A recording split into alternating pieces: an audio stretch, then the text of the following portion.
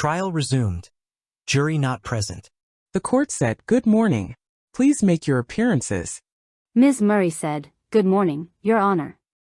Juliana Murray, Ryan Finkel, Micah Ferguson, and Justin Horton on behalf of the United States. We're joined by paralegal specialist Isabel Loftus. Ms. Shrofa said, "Good morning, Your Honor. On behalf of Mr. Guo, Sabrina Shroff, Mr. Kamraju, Mr. Skirik, and Mr. Barkin. And of course Mr. Guo is seated next to me." The court said, "Please be seated."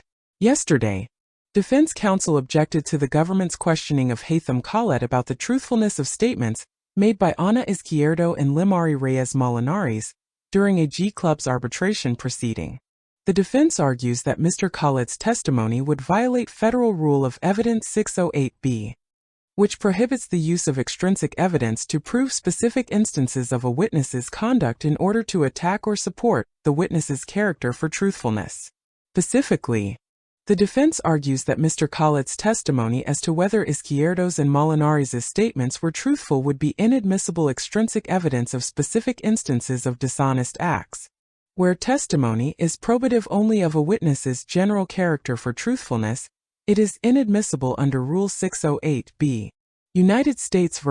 Atherton, 936 F.2d 728, 734, 2dr 1991. United States v. Abel, 469 U.S. 45, 51, 1984. Here, the government does not offer Mr. Khaled's testimony solely for the purpose of attacking the character of Ms. Izquierdo and Ms. Reyes Molinares. The government offers his testimony about the truthfulness of their statements as evidence that G-Club's agents misrepresented facts in the arbitration in furtherance of the RICO enterprise. Accordingly, the objection is overruled. Are there any other issues that you'd like to raise? Mr. Finkel said, "So, Your Honor, I think there are a menu of items for this morning." The court said, "Okay." Mr. Finkel said, "If it suits Your Honor, I think we could start with schedule." The court said, "All right. If you could just hang on for a moment." Pause. The court said, "Go ahead." Mr. Finkel said, "Thank you, Your Honor." So the parties have conferred. And it's the government's understanding that the defense does not object to a 30 to 45-minute extension of trial day next week. The government has given careful thought to how many witnesses it has left in its case, including considering streamlining it significantly, very significantly. Actually, and also giving thought to what the court told the jury, which is that this trial will be over effectively by July 12th, all in, deliberations, the whole thing. Given the pace of things and sort of where we are, as we've mentioned, we're behind. The lengths of crosses, the lengths of directs in some cases, and just generally some logistical issues with technology, etc. The government's view is that if it's acceptable to Your Honor, and of course the jury, and that, of course, is going to carry the day at the end of the day, the government requests that the court sit a full day next week to whatever Your Honor's full day would be, whether that's 4 or 4:30. This will enable the parties and the court, and most importantly the jury, to catch up in the sense of filling the time that we're going to lose on that Wednesday. Plus, there are additional days off that are plugged into the schedule, which is what it is, and allow us to sort of get back on track. The defense has a defense case. We know that. They have, as I understand it, at least 3 experts, a summary witness, or, 2 experts, a summary witness, and somewhere between 3 to 5 fact witnesses, and then, of course, the defendant could choose to testify about the issues in this case. And whether he does or doesn't is not a question we have to resolve today. But we can think about the logistical implications of his decision to testify if he so chooses, which will obviously extend matters. Then there is the 2 days. I see Your Honor is about to speak. The court said yes. So are you suggesting that next week one of the days be a full day, or all of the days be a full day? Mr. Finkel said, The government's proposal, Your Honor, is, in order to catch up and also account for the Wednesday off and future days off and the length of the defense case, is that we sit a full week next week during the 4 days, so we go to 4 or 4:30, or whatever Your Honor normally does on a full-day trial schedule. This will enable the government to catch up and get back on track and land the plane, as they say. The court said, "Is there something else you wanted to add?" Mr. Finkel said, "Not on schedule. There are other issues. I don't know if you want to." The court said, "I'll hear from the defense regarding the schedule." Mr. Kamraju said, "Thank you, Your Honor." As Mr. Finkel mentioned, the defense did agree to extend the schedule by 30 to 45 minutes because that's what we understood the government, after its careful review and considered analysis of its witnesses, had requested from the court initially. The court said, "If you would speak louder or speak closer to the microphone." Mr. Kamraju said, "Sorry." Thank you, Ms. Shroff. So we had agreed to that based on our understanding that that was what would be required for the government to catch up. From our perspective, one of the difficulties that comes from having a full trial day is that every week of this trial now, the government's witness list has shifted dramatically from day to day. Midweek and sometimes the day before witnesses are anticipated to testify. And so for as long as that continues, it's difficult to see how we can address, and, frankly, even take into account Your Honor's suggestions about how we can shorten our crosses if we don't have time to prepare for them and if the government extends it to a full day every week. So I would ask what has changed, frankly, in the government's analysis. Because it cannot all be simply due to their anticipation of the estimated length of cross, Your Honor. Their suggestion is that we're days behind. We've looked at the cross-examinations. They are frequently around the same time as the direct or less. We understand Your Honor's direction to us to cut out the repetitive questions. And we will do that and work on our best on that. But this idea that we, the defense, should be prejudiced in terms of our preparation given the government's continuous shifting of its witnesses. When the government controls its schedule, the government controls which witnesses it wants to call.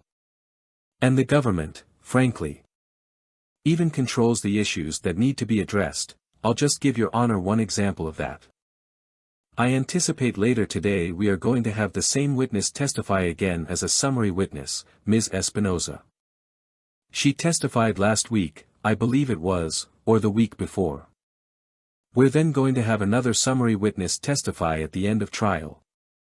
I don't know about what, but it appears to be about very similar topics. Similarly, Mr. Skirik can address it in a little more detail when it comes up. We raised the 701 issue with the government on one of their witnesses. That very possibly could testify today, on Monday. We heard back at 10:30 last night that the government intended to file a letter about the issue. We still haven't seen the letter. I believe they conferred this morning. These are all things that could be avoided and are dragging into the schedule that have nothing to do with the cross-examination. And I understand we are where we are, Your Honor, but we do have to balance the two things. And so from our perspective, the 30 to 45 minutes that the government had asked for, that makes sense. And if they have difficulty in terms of keeping their commitment, they can streamline their case. They don't need to call 3 summary witnesses to talk about the same thing. They don't need to call 14 victims to talk about the same thing.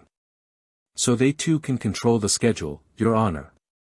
The court said, "Were you anticipating 14 victims?" Mr. Kamraju said, "That's what they noticed to us, Your Honor. I believe it was 14. Mr. Finkel said, "No. The direct answer to Your Honor's question is no. And as I mentioned at the outset of my remarks, the government is considering significant streamlining of its case. And if I can just respond to a few things that defense counsel said. First of all, yesterday we had I think, productive conversation in which the government explained that 30 to 45 minutes is not going to be sufficient. And so defense counsel knew that the government was contemplating a full week of trial time for next week. That's number one. Number two. The summary witness, who is going to testify today, and the summary witness, who will testify hopefully next week, depending on the schedule, are talking about discrete monetary transactions.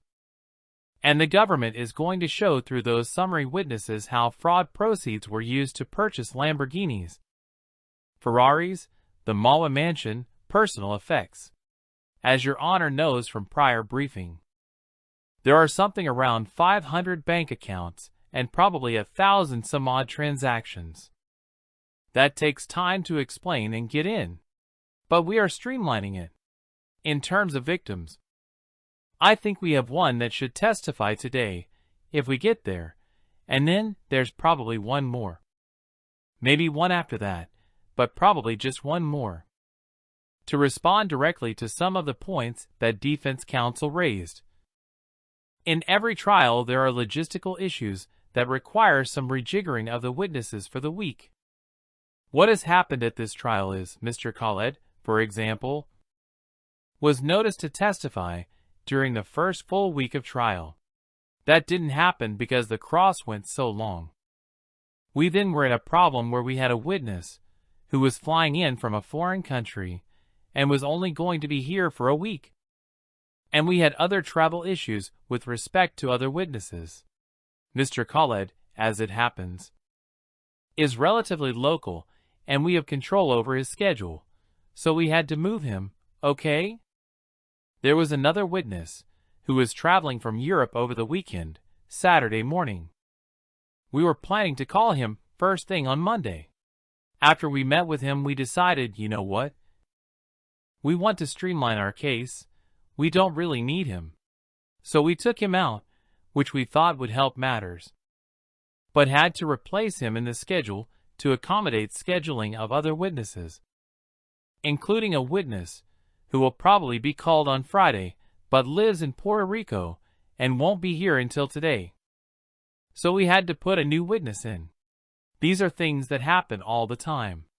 What has also happened, Your Honor, is, with respect to cross, I believe that the cross-examination of Ms. Lee at the very end of the cross, there was an objection from the government about a series of questions that resulted in a sidebar. The sidebar lasted somewhere around 10-15 minutes. There was an argument of some kind. Your Honor overruled our objection. We then resumed the testimony and defense counsel said, "No further questions," and didn't even ask the question that was the subject of the sidebar. I'm not sure why that sidebar needed to happen if our objection was for a question, on a question that defense counsel didn't even intend to ask. Yesterday, during Mr. Khaled's cross-examination, we spent 15 to 20 minutes on whether Victor Serta was emailed an opportunity to join Crane Advisory Group. I don't know why that's relevant to either his credibility or to Mr. Guo's involvement in the RICO enterprise. But that's fine. They're allowed to cross-examine the witnesses. The bottom line is this, and this is the way the government is looking at this. Your Honor told the jury this trial will be done by July 12th. I predicted wrongly. Your Honor was right, that we would be on track to finish by July 4th.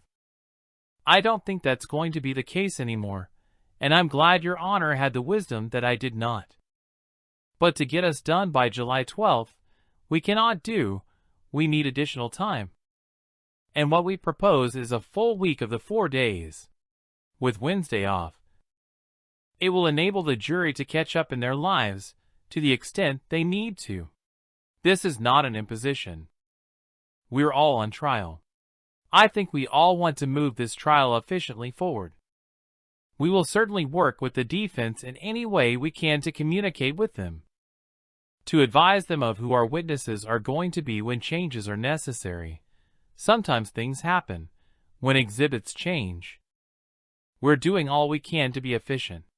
But a 30 to 45 minute extension candidly, is not enough.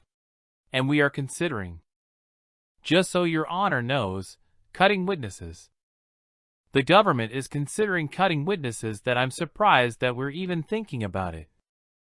But we are thinking about it to streamline the case and, as I said, to land the plane and meet the deadlines and the end date that Your Honor outlined to the jury. But even with those cuts, if we just sit an additional 30 to 45 minutes next week, we're going to end up in late July. Given the length of the defense case, given some witnesses that we have to put on to prove our case, there are a lot of charges here. It's a complicated scheme. We have a burden that we have to meet. And so we'd ask Your Honor to please ask the jury if it's okay with them to sit a full day Monday, Tuesday, Thursday, Friday next week. The court said, "I'll think about it." Mr. Kamraju said, "I just wanted to respond with one clarification, Your Honor. I believe Mr. Finkel talked about a sidebar at the end of Ms. Lee's testimony. I think that was on the translation issue, not on a government objection. He also discussed the travel issues that prompted the government's original request. I believe, to extend the time of the trial. We accommodated those travel issues, and not only did both victims, excuse me, both witnesses complete their testimony in time to take their pre-planned travel, but we in fact fit in another witness essentially after that. And we would have completed that witness if not for a government objection at the end of the day that prompted a sidebar. So the defense is certainly cognizant, and has worked with the government to move that part along. And we simply don't understand when Mr. Finkel says something like, it will allow the jury to catch up on their lives, when what he's actually talking about is taking away 2 hours from them and having jurors who could be in Westchester having to leave the courthouse at 4:30 or 5. Mr. Finkel said, "I think the question for the jury, Your Honor, is whether the jury wants the trial to end, as the court predicted it would on July 12th, or whether they want to sit through the end of the month. And I don't know what's in their minds, obviously, but that's really the question. And so I don't think there's a prejudice to sitting an additional hour and a half each day at trial. We're all here. We're all on trial. I am sure the defense team is working as hard as the government team, which is basically 24/7. 7 days a week, which is what we've been doing for months now. I'm sure they have been too. That's the nature of trial practice, in this district, especially. The government's view is that in order to meet the July 12th date, which the court told the jury about, we need more time. There are a variety of reasons. We can point fingers at each other as to who is responsible. But we are where we are. And so we ask the court to consider and ask the jury to sit full days next week. And we can turn to the other issues, if Your Honor would like." The court said, "Yes, if you would please." Ms. Murray said, "Your Honor, with respect to Mr. Khaled's cross-examination, just before we started today, Ms. Shroff advised me that she would like to question Mr. Khaled about a recording that the government produced in discovery. It's not one of the recordings that we introduced in our direct. I've asked Ms. Shroff the basis for her trying to admit it. We don't dispute the authenticity, but we do dispute its admissibility and relevance. It's a Zoom or WebEx recording of an interview that Mr. Khaled and 2 others did of a potential candidate a few years ago. Our understanding is, it's the way that WebEx or Zoom automatically records sessions. And it happened to be saved onto his computer. In looking through all of his possessions and giving the government recordings, he produced that. So we don't see any reason for it to be introduced. We don't see its relevance. To the extent Ms. Shroff wants to establish that he recorded other conversations, she can do so through questions. But it's hearsay, and there's no basis for it to be admitted into the case." The court said, "What is discussed during the recording?" Ms. Murray said, "It's an interview of a candidate for a position at G Clubs. So the interview is conducted by Limari Reyes, the CEO, by Alex Hadjicara Lambis, the financial controller, and by Mr. Khaled. One is the interview of the candidate and the second is the feedback session. Internal feedback session. The court said, so I assume that it concerns the qualifications for the individual. Is that the subject matter? Ms. Shrofa said, "Thank you, Your Honor. The subject matter is not that limited, Your Honor. First, the only person who seems to have had this recording is Mr. Khaled. I would like to be able to tell the jury that Mr. Khaled recorded not just quote-unquote random calls, but he recorded a lot of things just because maybe he's a serial recorder. I don't know, but that's not important why he recorded. The second thing is, the conversation and the interview itself is relevant. Mr. Khaled lies during the interview. He tells the the applicant that he has been at GTV for 4 years, at GTV for 4 years, which is false. He also talks about the setting at GTV at that time. And the other participants who are interviewing the candidate are very candidly telling the candidate that the office is chaotic. And they're looking for a person with experience who can actually deal with chaos. So even if those statements aren't true, the point is that they were made. It reflects Mr. Khaled's state of mind. It shows his awareness that this was a growing company, that everybody was taking steps to make sure that the holes in the personnel group were being addressed. Mr. Khaled said that that was not the case, that all of this was just nonsensical and, he was so disillusioned. So that makes this conversation relevant. I do not intend, and I just want to be very clear in this cross, unless the witness testifies a particular way. I have no desire to replay the calls that were played yesterday or to play the entirety of this call. I asked the government to stipulate to its authenticity so that we could save time. And I obviously don't need to have him listen to the entire call, Your Honor. The court said, so with respect to what you say is a lie on the call, you're wanting to use the call to impeach Mr. Khaled. Ms. Shrofa said, not just to impeach him, also to show that he had a particular state of mind. That's how he perceived himself. He sells himself as part of this group, as having a long relationship with them. He describes the relationship with them, which is quite contrary to the relationship he says on direct to the jury that he had reformulated by that time. The court said that he had reformulated? Ms. Shrofa said, right. So he says, I started out at GTV with such enthusiasm, and then I became disillusioned, and I thought it was a big scam and it was all a fraud. And he's participating in a job interview where he says, come on board, join us, we're the greatest. So I think that that's part of the reason why the call itself is relevant, Your Honor. The court said, and what about the issue of the chaos that you're describing? How is that pertinent? Ms. Shrofa said, because Mr. Khaled said that, his first week there was so chaotic. Nobody knew what they were doing, people ignored the problems. Here is an example of not only was the problem not ignored, they had identified the problem. The place was new. It was a startup, there was a lot of chaos, and they're looking for an applicant. They're looking for a potential employee who can help them with chaos.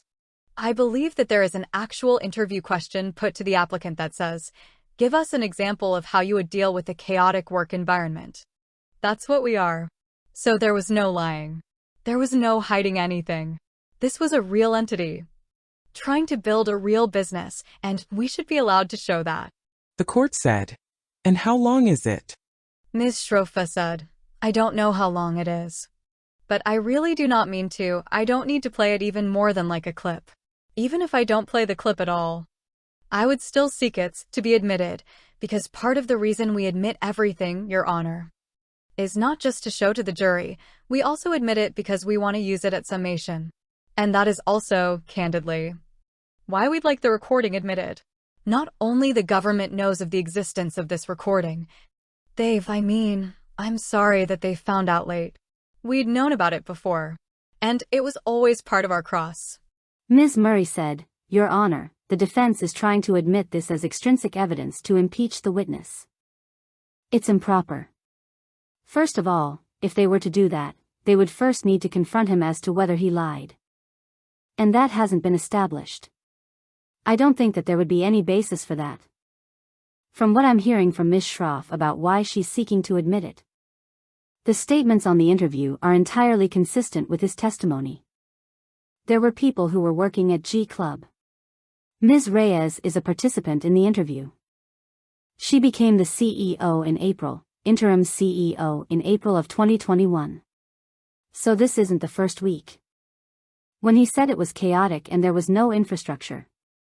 This is further along in his time when he was working at GTV and G clubs. Yes, it was consistent with what he said. They were starting to build a team, but later, his understanding was that it was all just a money laundering operation. Effectively. It also doesn't go to his state of mind. And the government's view is there's no basis, to introduce this audio. The last point I would make is it's unquestionably hearsay. There is no question that it's hearsay. And the government doesn't think that it should come in at all. Ms. Shrofa said, Your Honor, they've, throughout this case, maintained that the companies are just a sham. Whether it's at point 1, point 6, or at the end. All throughout. Their whole testimony is they went through all of this. Ms. Murray spent 5 questions asking just about how she stopped the tape to say, and what do they call these people? They call these people investors, not members. What did they do? They did nothing. Did they get any benefit? No. They didn't. Time after time, pause after pause, when that document is in evidence, the tape is in evidence. And all she had to do is skip over all of that and just sum up on it. Like Judge Kaplan says, the document speaks for itself. So for those reasons, we are allowed to show that this was not in fact a scam. This was not just a shop front. This was not a money laundering operation. People were working throughout that time to make it a real entity. And Your Honor, they're the ones who charged the RICO. They keep calling it a fraud case. It's not a fraud case. We're allowed to show, in fact. Failure of the defense to raise the issue that it is an actual real business is a 2,255 in the making. I'm entitled to show it was a real business. Ms. Murray said, Your Honor, Ms. Shroff can question the witness about all of these topics. The question here is the recording, and whether the recording is relevant and admissible, and it's not. It's an out-of-court statement that she's proposing to offer for the truth. I would also note. The government's position in its case has not been that these companies didn't exist. It's not that they weren't real. It's that they were put into place effectively as instrumentalities of a RICO enterprise. There were real employees. Ms. Reyes, we expect to testify, she was the CEO, she believed she was operating a legitimate membership company. But at bottom, the people who were actually in charge, Mr. Guo and his key co-conspirators. They were the ones who knew that they had created this shell game in furtherance of this massive multi-billion-dollar fraud. And another point I'd make, Ms. Shroff said she wants to introduce it to show that the witness, I think she said, recorded all kinds of conversations. Aside from the recordings that the government has discussed with the witness and the additional recordings from that time period, which were support to the stipulation, this is the only other recording we're aware of.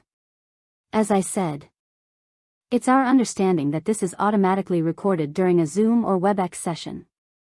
You can press a button and you can record a meeting, and that's how this came to be. It just happened to be saved onto his computer. So he provided it to the government. And lastly, again, Your Honor, it's just classic hearsay. Ms. Shrofa said, The only person who pressed the button, Mr. Khaled. The other people did not press that button. More importantly, if the government is going to stipulate that in fact these were real businesses, and they are, they'll agree that that element of the offense is not met by the government. We're happy to just skip all of the testimony as to whether or not this was a proper business and a functioning business. And I remind the court, Your Honor, over and over again Ms. Murray asked him, did G clubs provide any benefits? Did G clubs provide any services? She paused the tape and said, Is there any discussion here about services by G clubs? No. The court said, I'm going to permit the tape. Ms. Shrofa said, Thank you. The court said, Is there anything else? Ms. Shrofa said, No, Your Honor. Your Honor, is the government. May I just have a minute? Counsel conferring. Ms. Murray said, Your Honor, one more issue.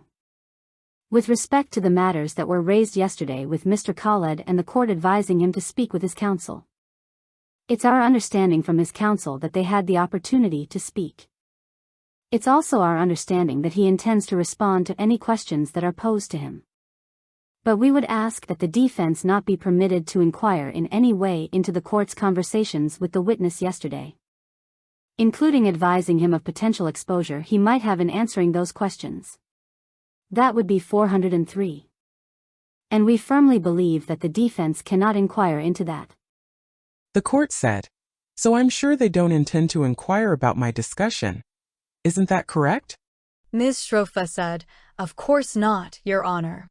Mr. Ferguson said, "And, Your Honor, I have apologies. I think last on the menu, I have one other issue. It relates to a victim witness the government expects to testify today. And I just want to at least give some context for the court. It may be that we can take it up at the lunch break. But this is a victim witness who was a member of the Mountains of Spices farm. She did translation volunteer work for that farm. She was in a chat group, it's either WhatsApp or Discord chat, with other members, and with, other volunteers who did translation work. 3 or 4 exhibits that the government intends to offer through this witness are documents that were shared in that group. They were shared by Zhang Yongbing, who, if Your Honor recalls, was the attorney who tried to coerce Ms. Yali into signing a false affidavit. He was a lawyer. And he shared these documents with the group. She didn't really work on them, but she has copies of them. Just to give Your Honor a sense of what they are. They're not legal. I understand the defense has said that Mountains of Spices, the New York farm, intends to claim privilege on these 3 exhibits. Just to give Your Honor a sense of what these exhibits are.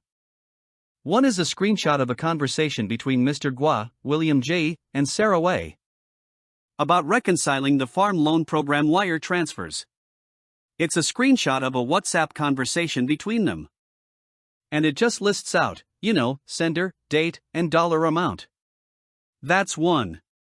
The other 2, I believe, are 2 or 3 are Excel sheets that show, again, similar information, just wire transfer information. There's no legal advice at all in any of these documents. And the government does not think there's any valid claim of privilege on any of these documents. Just wanted to raise that so that we possibly can avoid any sidebar during the victim's testimony. We're hoping to, consistent with Mr. Finkel's statements earlier, streamline this victim's testimony, to keep things moving at a good pace. Mr. Skirek said, "Your Honor, I think Mr. Ferguson is leaving a few key facts out of his description that are relevant here to the claim of privilege. And I will just say that it's my understanding that outside counsel for Mountains of Spices, who either may be here or will be here shortly." The interpreter said, "Counsel, you need to speak into the mic." Ms. Shrofa said, "Sure. I'm sorry. Apologies. That counsel for Mountains of Spices, who is either here or will be here shortly, will assert privilege formally. So that's number 1. Number 2 is that what the defense just learned last night for the first time, because The court said, "Wouldn't it be Mr. Guo's privilege to assert?" Ms. Shrofa said, "No, Your Honor. So the communications are communications that take place on a chat. On a Discord chat, and perhaps another chat, platform chat, that relate to a lawsuit that Mountains of Spices, which is the New York farm, brought against Sarah Wei, who Your Honor may recall was at one point in charge of VG, who took in money from the private placement. And Mountains of Spices' claim was that she stole the funds. And they sued her. And so the communications that are at issue here, including the spreadsheets and including the screenshot that Mr. Ferguson referred to, are communications that are taking place in the context of that lawsuit. And, even more specifically, Your Honor, this alleged victim has a confidentiality agreement that the government first produced to us last night. That specifically says that she is at the top, and we can certainly show it to the court to give the court more color. But it says at the top that the translation services that this person is providing are in connection with that lawsuit. And then it goes on to, essentially it's a standard NDA that says you'll keep everything confidential, Because she's providing those services in connection with the lawsuit by Mountains of Spices. So those are just some additional facts that to help give the court color. Now, The court said, when is it that you expect this issue to arise? Mr. Skirek said, I think we anticipate, and Mr. Ferguson can speak to this better than I, Your Honor, it's his witness. But I think we anticipate that it will be today, assuming that we get to this witness. I think she's following Mr. Khaled. She's number 2 up after Mr. Khaled, if I understand correctly. Mr. Ferguson said, that's right. It's Khaled, Ms. Espinoza, and then this victim. Mr. Skirek said, so, Your Honor, our view is that, look, Mountains of Spices has asserted privilege. There's certainly a valid privilege claim here that would need to be dealt with respect to these 4 or so documents. I think we're in agreement as to what documents this applies to. There are 4 of them. And that issue needs to be resolved certainly before the government intends to ask the witness about them. The court said, your position is that these 4 documents pertain to the lawsuit. Mr. Skirek said, correct. The court said, go ahead. Mr. Ferguson said, that doesn't mean they're privileged, Your Honor. They're not legal documents. They're spreadsheets. And there's a screenshot of a WhatsApp chat, not with any lawyers. They're not privileged, one, just there. And the second is, Your Honor, this is a victim of Mountains of Spices. Like they had these victims. As Your Honor has heard over and over, sign various agreements. And that was part of the scheme to defraud. This is not a valid claim of privilege in any sense. It's not privilege. To the extent there were any to the extent the court has any concern about maybe there is some privilege here. It's clearly crime fraud, Your Honor. There is no way that the farm loan program is not subject to the crime fraud exception. And you don't even need to get there because these are just not privileged. They're just screenshots of Excel sheets. The court said, what would make those screenshots and Excel sheets privileged? Mr. Skirek said, so one of the principal issues as I understand it in the lawsuit. And certainly outside counsel for Mountains of Spices knows better than I and may be able to correct me. But my understanding, Your Honor, is one of the principal issues was, how much money had been stolen. You know. Essentially what the damages were, what Mountains of Spices damages were and what it proved. And these spreadsheets appear to have been circulated by lawyers in the Discord chat too, as part of having. You know, and there are a number of portions of the documents that are in Mandarin. And so they're circulated to this group as part of the effort on Mountains of Spices' side to decide what quantum of damages to assert and what they can prove.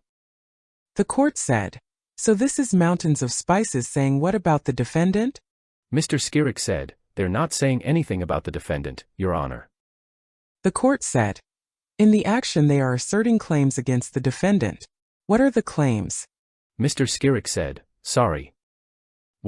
Yes, Ms. Wei, yes. The court said, they're claiming that Ms. Wei misappropriated the funds, correct? Mr. Skirek said, correct. The court said, all right.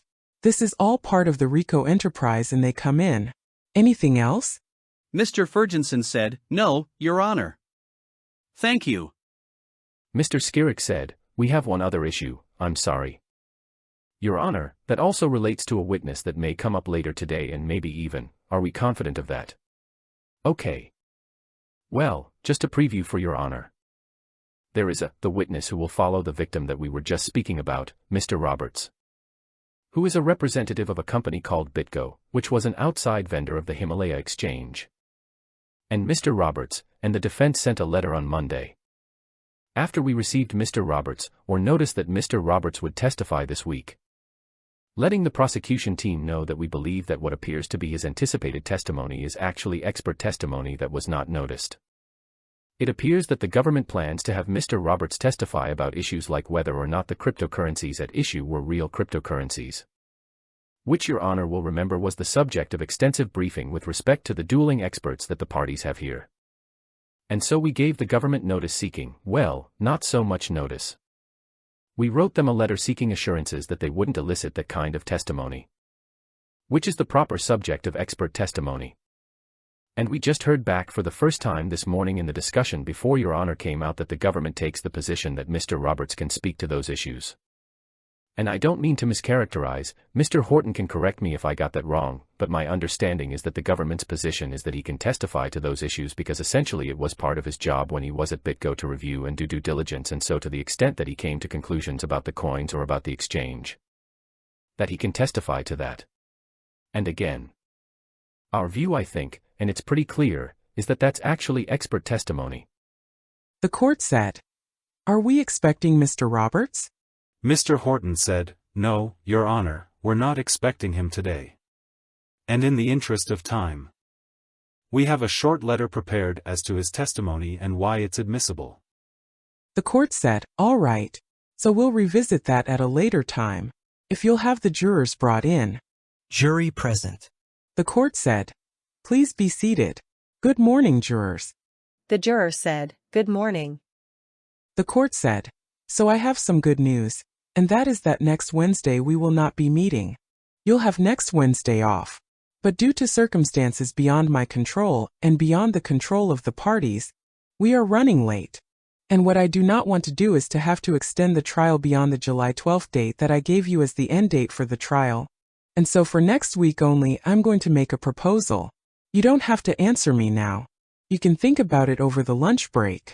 But in order to catch up and not have to extend the trial, I am proposing that for 4 days next week, Monday, Tuesday, Thursday, Friday, that we go from 9:30 to 1 p.m., that we have a 1-hour break for lunch, and that we then go from 2 to 5. So think about that. Think about that. And you'll come back, and we will continue our discussion after the lunch break. Mr. Khaled, remember that you're still under oath. We'll continue with the cross-examination. Ms. Shrofa said, "Thank you, Your Honor." Haitham Khaled.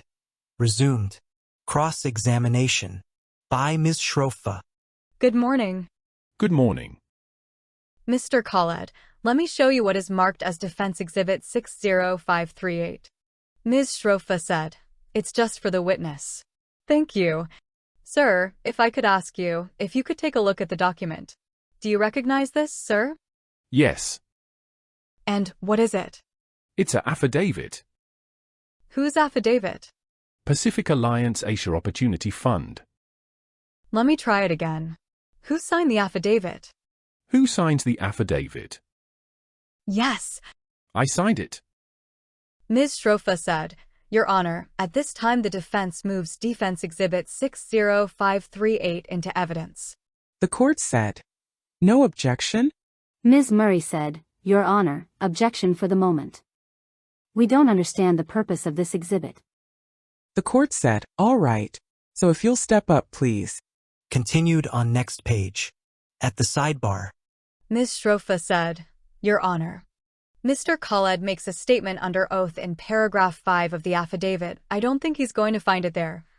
But essentially saying that he has no relationship, Crane has no relationship with Mr. Kwok, and he says that under oath." The court said, "So you're going to confront him, you're going to ask him. Did you say on X date X thing?" Ms. Shrofa said, "No. I'm just going to ask if the affidavit is signed under oath, if he signed it, and if paragraph 5 accurately reflects the fact he put down in the affidavit."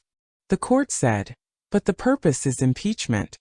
Ms. Shrofa said, "It's also to show his state of mind on May 17th, when he signed the document." The court said, "This is for impeachment, and so you can confront him, and you'll have to live with his answer if he says yes." Ms. Shrofa said, "Okay." The court said, "All righty." Continued on next page. In open court. By Ms. Shrofa. Mr. Khaled, you signed an affidavit, correct, in the Pax litigation? Can you repeat that? Sure. You signed an affidavit, did you not, and submitted it as part of the Pax litigation? Yes, I did. Ms. Murray said, "Your Honor, I ask that the document be taken down unless and until it's admitted." The court said, "It's not being shown to the jurors." Ms. Shrofa said, "No." The witness said, "But can I see the entire one? There's a page 1 to 3. The court said, "You may look at that. Go ahead." Ms. Shrofa said, "May I approach, Your Honor?" The court said, "You may." Ms. Shrofa said, it might be easier for the witness to have a hard copy. The court said, "Oh, I see what you're saying. That's all right." Can you repeat your question? My question was, do you remember signing an affidavit and submitting it as part of the Pax litigation? This affidavit, yes. And when you submitted that affidavit, you knew that you were submitting facts that you were swearing to as truthful, correct? On actual facts. Yes. And documents that I had, yes. Okay. And you recall that the affidavit was notarized by a notary, correct? Yes. And as part of the affidavit, you made certain statements, correct? Yes. And one of the statements that you swore to under oath was that you had no information demonstrating that the Citibank account nor any Crane Bank account has or has had any funds belonging to Kwok or any entities that he has a financial interest in, correct? On paper, yes. You swore to that under oath, correct? That on paper, yes. Okay. Could you explain to me what you mean by on paper? So none of the payments that came in that were on Crane did not have Kwok as a name. As a beneficiary. Kwok's name was not on it. Well, but you said that they had no funds belonging to Kwok, right? Funds can belong to someone without their name being on it, correct? The court said, "Don't testify." What did you mean when you said any funds belonging to Kwok? That his name was on there. So your affidavit, when you say something belongs to you, you mean that your name has to be on there. When it comes to funds and the documents that I had, the statements, correct. And then you said, or any entities that he has a financial interest in, correct? Yes. And by saying that, did you also mean to say on paper if his name appears? Or did you actually mean to say what you wrote and swore to under oath? Any entities that he has a financial interest in? My statement was based on the paper. The court said, "What do you mean based on paper?"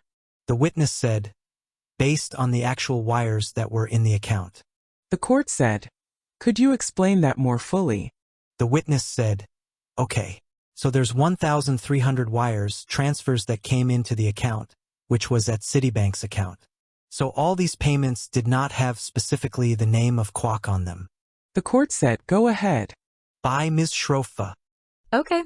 And you said, I have no information demonstrating that Citibank account nor any Crane Bank account has or had any funds belonging to Kwok or any entities that he had a financial interest in, correct? That's what it says, yeah. And you testified on direct, did you not, Mr. Khaled, that the wires that you received for G Clubs, Mr. Guo had control over, correct? Correct. And if he had control over them, he had a financial. Did you believe that he had a financial interest in those wires? Yes. So when you said that he has no financial interest in it, that was not a truthful statement, correct? According to you? In theory, no. How about in practice? According to the documents of the account and the wires. Did the affidavit say, according to the documents and the wires? Ms. Murray said, "Objection, Your Honor." No funds belong The court said, "Overruled." to Mr. Kwok. But I personally believe that he has a financial interest in all the money coming into G Clubs. Did you say that in the affidavit? No.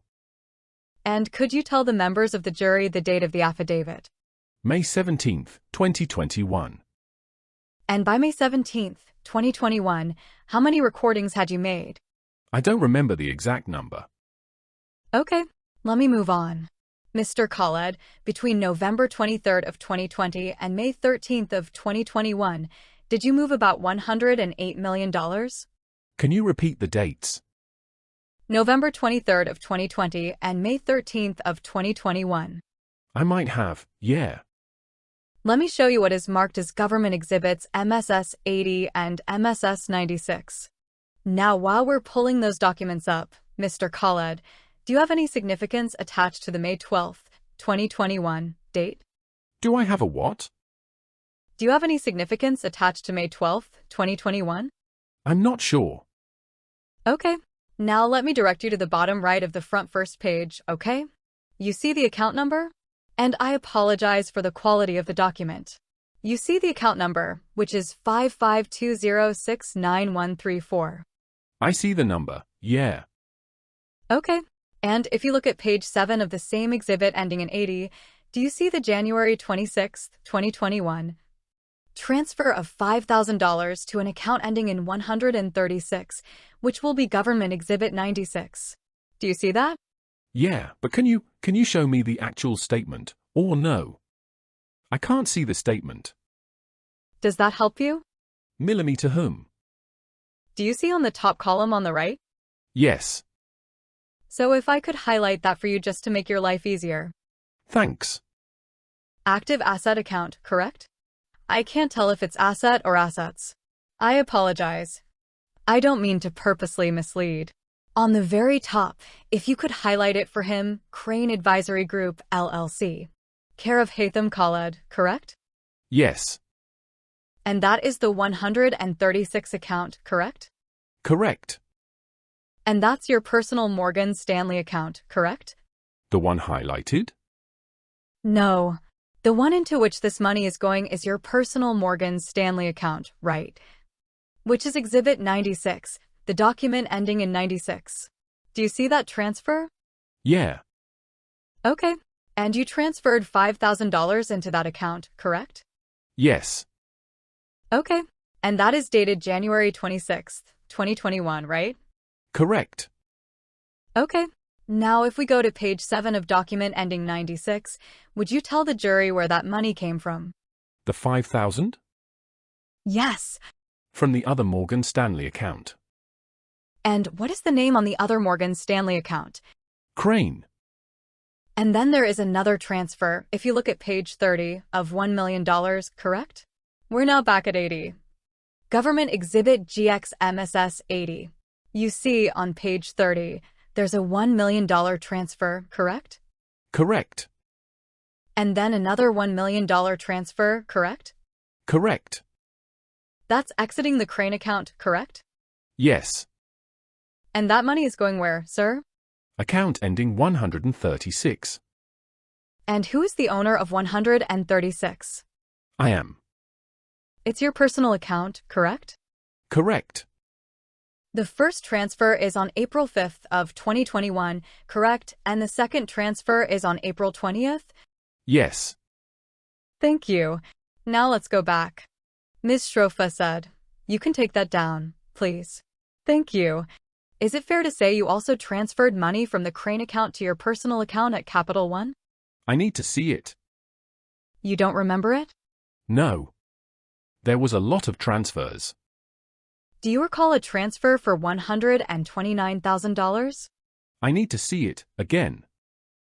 Let me see if I can show you a document that might refresh your recollection, okay? Sure. Ms. Shrofa said, this is just for the witness and not the jury, please.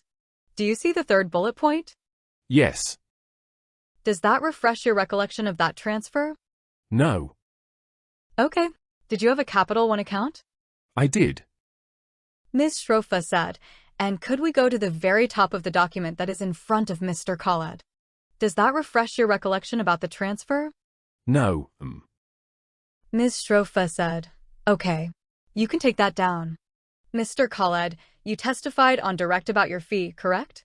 You remember that? Correct. And you testified on direct that you felt you were entitled to a $2.7 million fee, correct? Correct. Now to earn a $2 million plus dollar fee, you would have to clear more than $100 million, correct? Correct. And you had not cleared anywhere close to that amount when you transferred $2 million to your personal account from the Crane account in April of 2021. Correct? Correct. You were not entitled to that amount even under a simple mathematical calculation, correct? What do you mean entitled?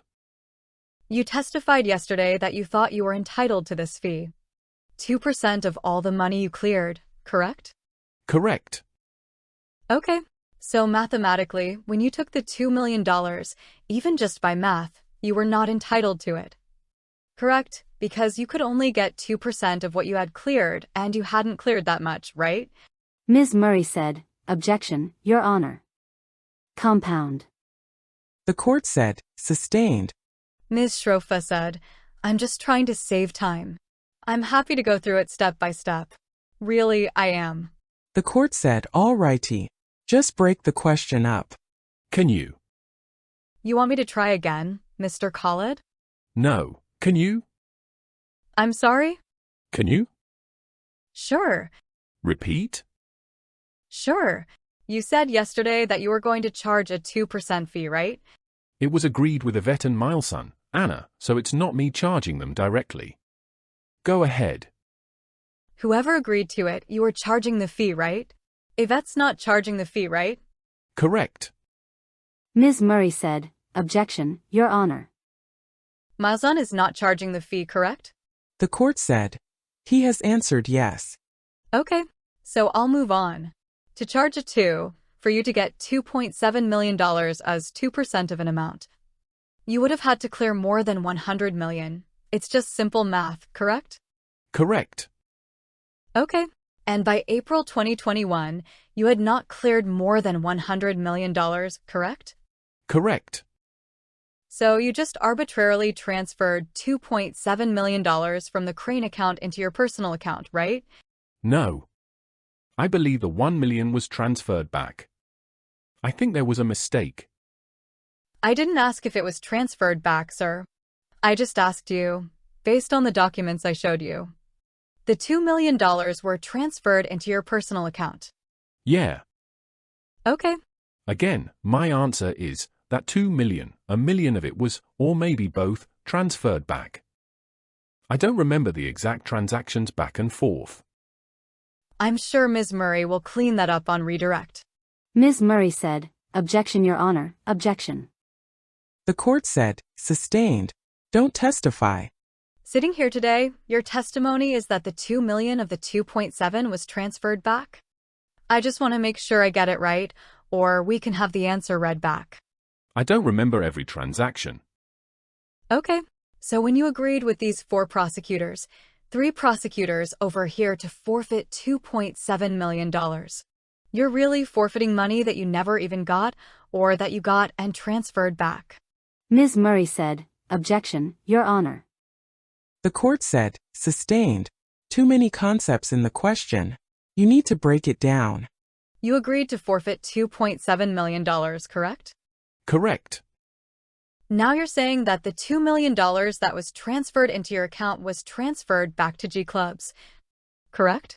Ms. Murray said, objection. Mischaracterizes. The court said, sustained. He said that he could not recall exact numbers. Okay, tell me your approximate number that you think you transferred back. I can't really answer. I don't remember.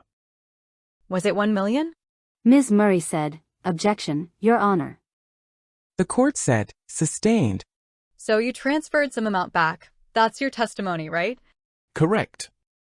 To G Clubs. No, back to the Crane account. You transferred it back to your Crane account? Correct. So you kept it in your Crane account. Went back to the Crane account, and then when the clearing happened, when we did the clearing. It either went to G Club or it stayed or became part of the fee. So then why, if it went back to G Club, did you agree to forfeit $2.7 million? Again, it went back to Crane and then it was cleared for G Club. Okay. And then a fee was earned. Right. But why did you agree to give it back to the government if it was lawfully earned? Ms. Murray said, objection, Your Honor. Asked and answered. The court said, you can answer. Why did you agree to give it back to the government to return the money? Clarification. Why did you agree to forfeit the money? Ask. Ms. Murray said, Your Honor, would just note, we would. Ms. Shrofa said, Your Honor, she can't testify either. Ms. Murray said, Your Honor. I'm simply asking that the court note that Mr. Khaled is not obligated to get into any discussions with his counsel about that topic. The court said yes. It's not a question of revealing a discussion with his counsel. He's just being asked, why did you agree to forfeit $2.7 million? The witness said, it was part of the agreement. By Ms. Shrofa. You met with the government, Ms. Murray, Mr. Finkel, Mr. Ferguson, on July 26th of 2021 with the FBI, correct? Remember that? July? How about on March 31st of 2022? Probably. Did you tell them, I sent this money back into the Crane account? I don't understand your question. You just said you transferred the money back to the Crane account and some of the money to G Clubs. You just testified to that, right, now? The court said, that was not his testimony. He did not testify that the money transferred from his account went to G Clubs. Ms. Shrofa said, Your Honor, The court said, he testified that it went from his account to the Crane account. Ms. Shrofa said, he said some went to the Crane account, some went back to G Clubs. The court said, that was not his testimony. By Ms. Shrofa. Could you clarify where that $2.7 million went back, according to you? The 2 million? Yes. Not the 2.7. The $2.7 million. The court said, all right. So I understood you to be asking about the $2 million. So now you're asking about the $2.7 million? Ms. Shrofa said, I'll break it up, Your Honor. The $2 million, you said you transferred it back, correct? I transferred. It was transferred back to the Crane account. All $2 million. Ms. Murray said, Your Honor, objection. It mischaracterizes. He said he doesn't recall the specific transaction. Ms. Shrofa said, it's a question. The court said, where did you transfer the $2 million, from your account to where? The witness said, it either stayed in that account. I don't remember if the entire amount stayed in that personal account or transferred back. Most of it transferred back to Crane, as an error. By Ms. Shrofa. Did you tell Ms. Murray that when you met with her on March 31st? I don't think I was asked. Did you tell her that when you met with her on May 12th of 2022? No. How about on June 27th of 2022? Did you tell her that?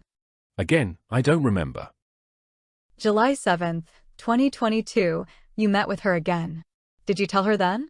Again, I don't remember. November 2nd, 2022, you met with her then.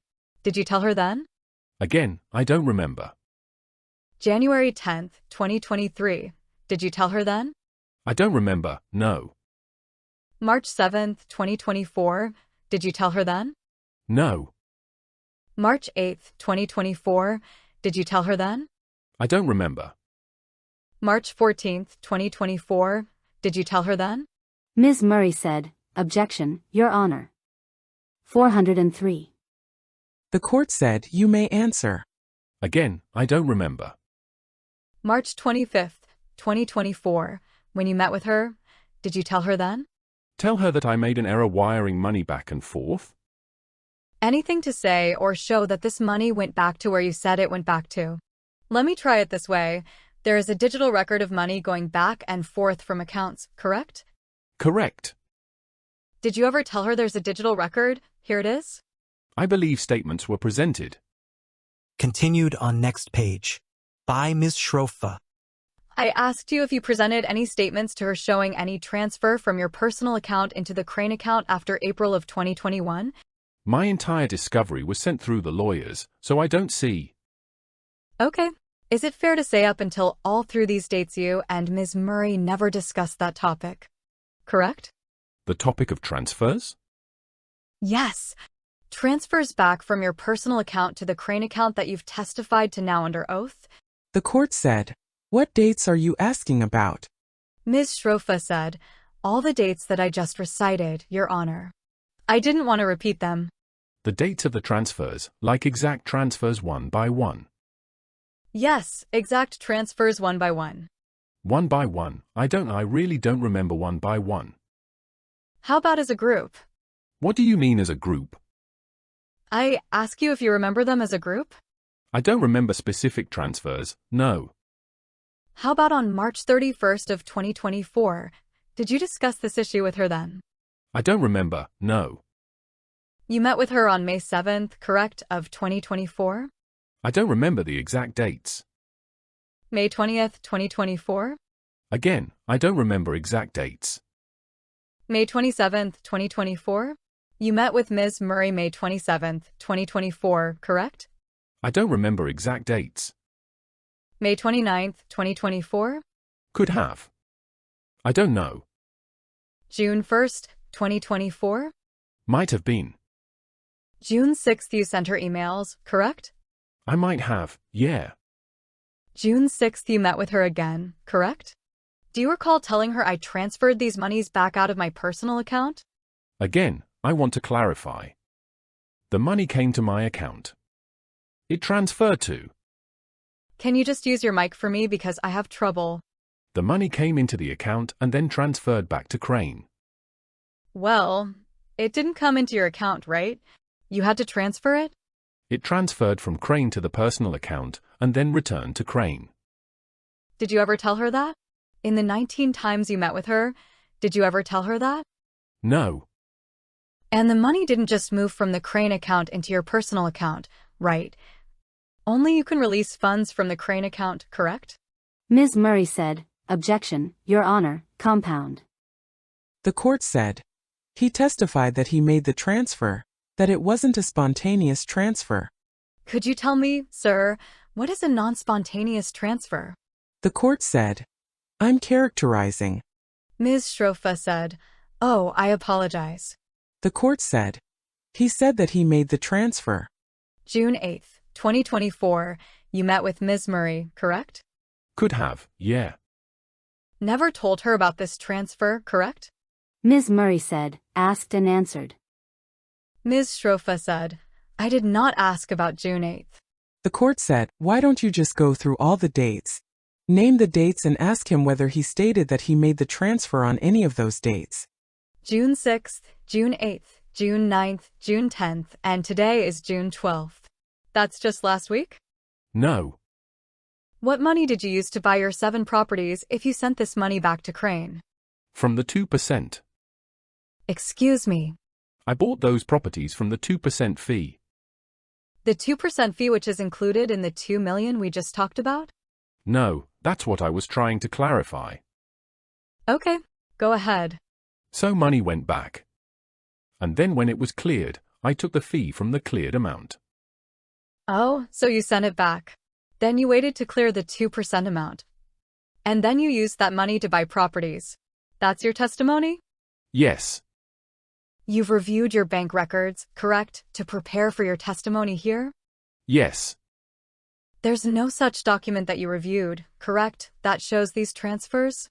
What do you mean?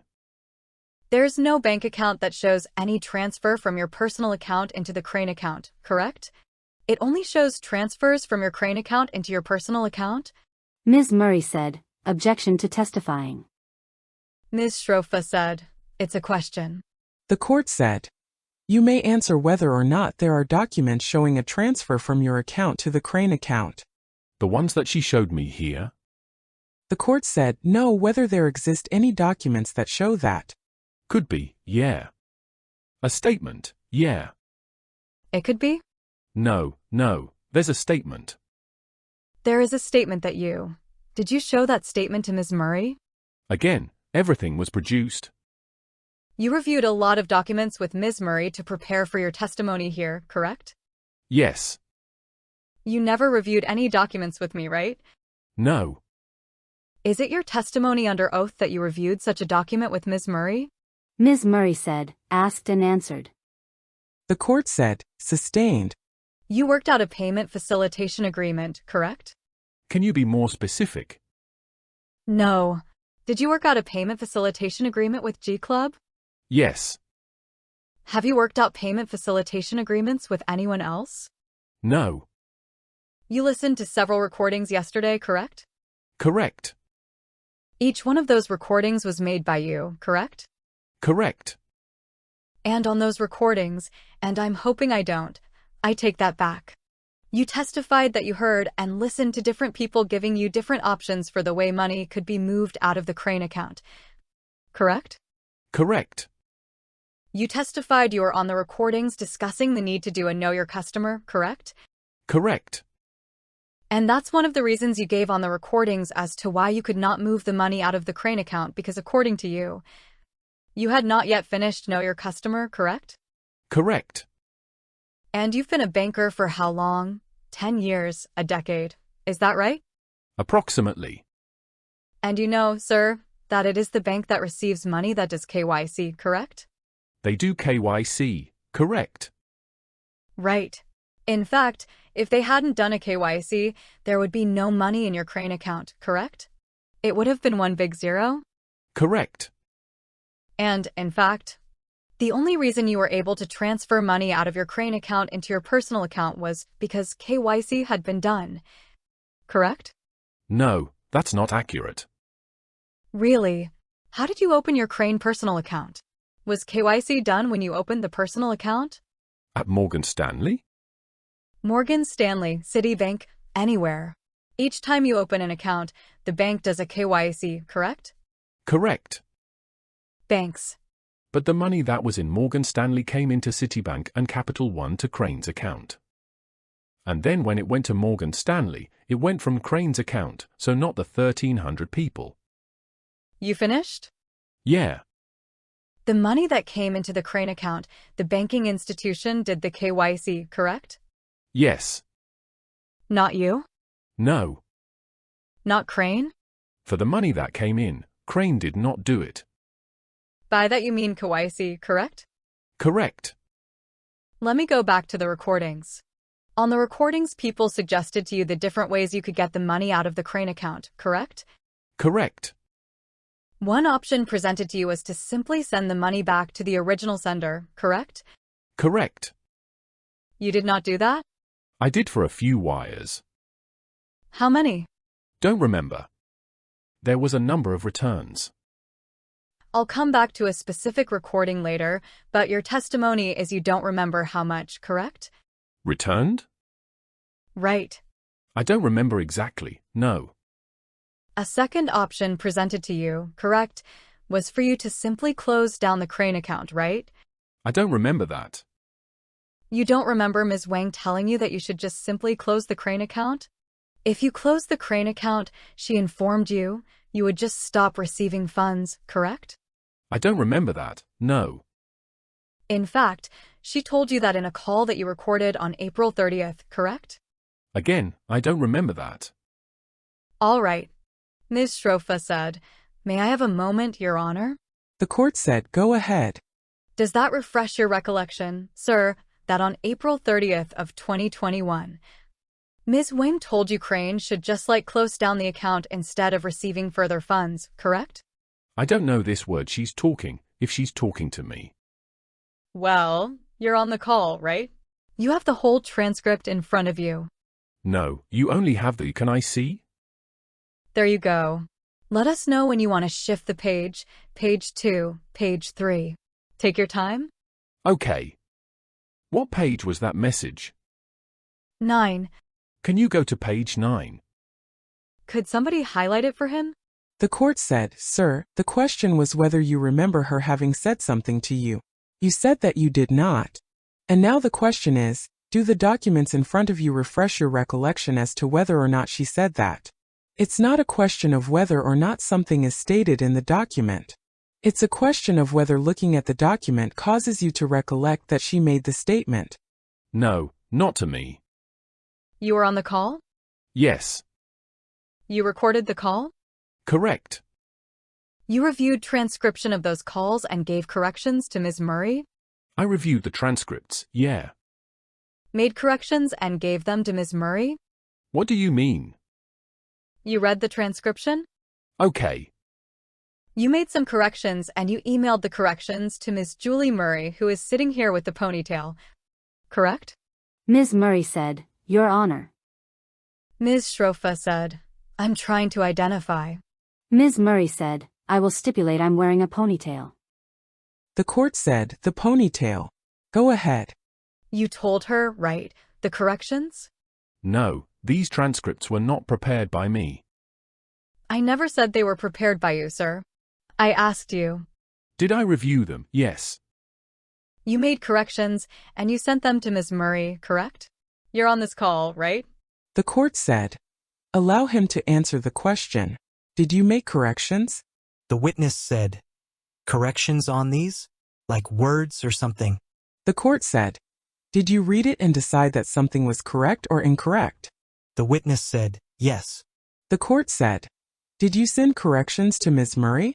The witness said, I don't remember. Can someone pull up the 3500 material June 6, 2024?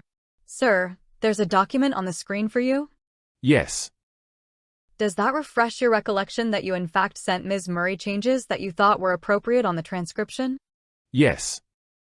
And you sent them on June 6th of 2024, correct? Correct. Going back to the document I was showing you before, which is the April 30th call. Does that refresh your recollection or not? Ms. Murray said, Your Honor, asked and answered. The court said, sustained. You can take that down. In more than one call, Ms. Wang suggested to you to stop receiving funds and close down the Crane account, correct? Again, it wasn't addressed to me. Who owned Crane? On paper, I owned it, yeah. I owned it. So who else could close down the Crane account? The messages that she's saying, it's not addressed to me. It's addressed to the other people on the call, Miles' son. She's talking to him directly. But Miles' son can't close the Crane account, correct? He can't. Miles Guo can't close that Crane account, correct? No. Only you can close the Crane account, correct? Correct. In fact, only you could transfer the money out of the Crane account, correct? Correct. All these recordings are because you won't transfer the money, correct? Not just for that purpose, no. But one of the purposes is because you won't transfer the money, correct? One of the purposes, yeah. Right. And Miles' son couldn't force you to move the money, correct? Definitely was putting pressure, yeah. I didn't hear that. Definitely was putting pressure. Oh, definitely. We heard about the pressure. My question is... Ms. Murray said, Objection, Your Honor. The court said, Don't testify, Ms. Schroff. Don't testify. Did he get you to move the money? I'm asking about Miles' son now. Yes or no? Did he get you to move the money? Yes. You moved the money out of Crane into G Club as Miles' son wanted you to? Without KYC, I did not, no. Without a package, I did not. You never moved that money when Miles' son asked you to, correct? Correct. He pressured you according to you, and you still never moved the money, correct? Correct. According to you, Mr. Guo pressured you, correct? Miles Guo sitting right there? Yes. You never moved the money, correct? Correct. Ms. Wang pressured you, correct? Correct. You never moved the money, correct? Correct. William J. pressured you, correct? Yes. You never moved the money? The large sum, no. Any sum. You never moved the money that they were asking you to move, correct? The 100 million, no. Howard he asked you to move the money, correct? No, that's not correct. Howard he never reached out. Ana Izquierdo asked you to move the money. You didn't move the money, correct? Correct. Now, regardless of whether Ms. Wang made the suggestion or not, you could have always closed the bank account, correct? Correct. Best way not to get money into an account is to close an account, correct? Correct. Had you closed the Crane account, there would have been no more wire transfers into that account, correct? Yes, but it had balances. I didn't ask you about the balances. My question to you was, sir, had you closed the account, you would have received no more wire transfers, correct? I would have never received wires.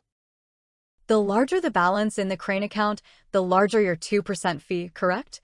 Correct. Another option presented to you is for you to simply return the money to G Clubs, correct? Return the money to G Club? Right. To send it to yeah, to send it. Right. That was an option for you. I'm not sure if you're done. I'm confused, sir. I'm asking you? I'm done. You didn't do that, correct? The court said, By that, what are you referring to? Sending the money to G Club? Money was sent to G Club. All the money? Less expenses, which is a 2%. You never sent that to G Clubs, correct?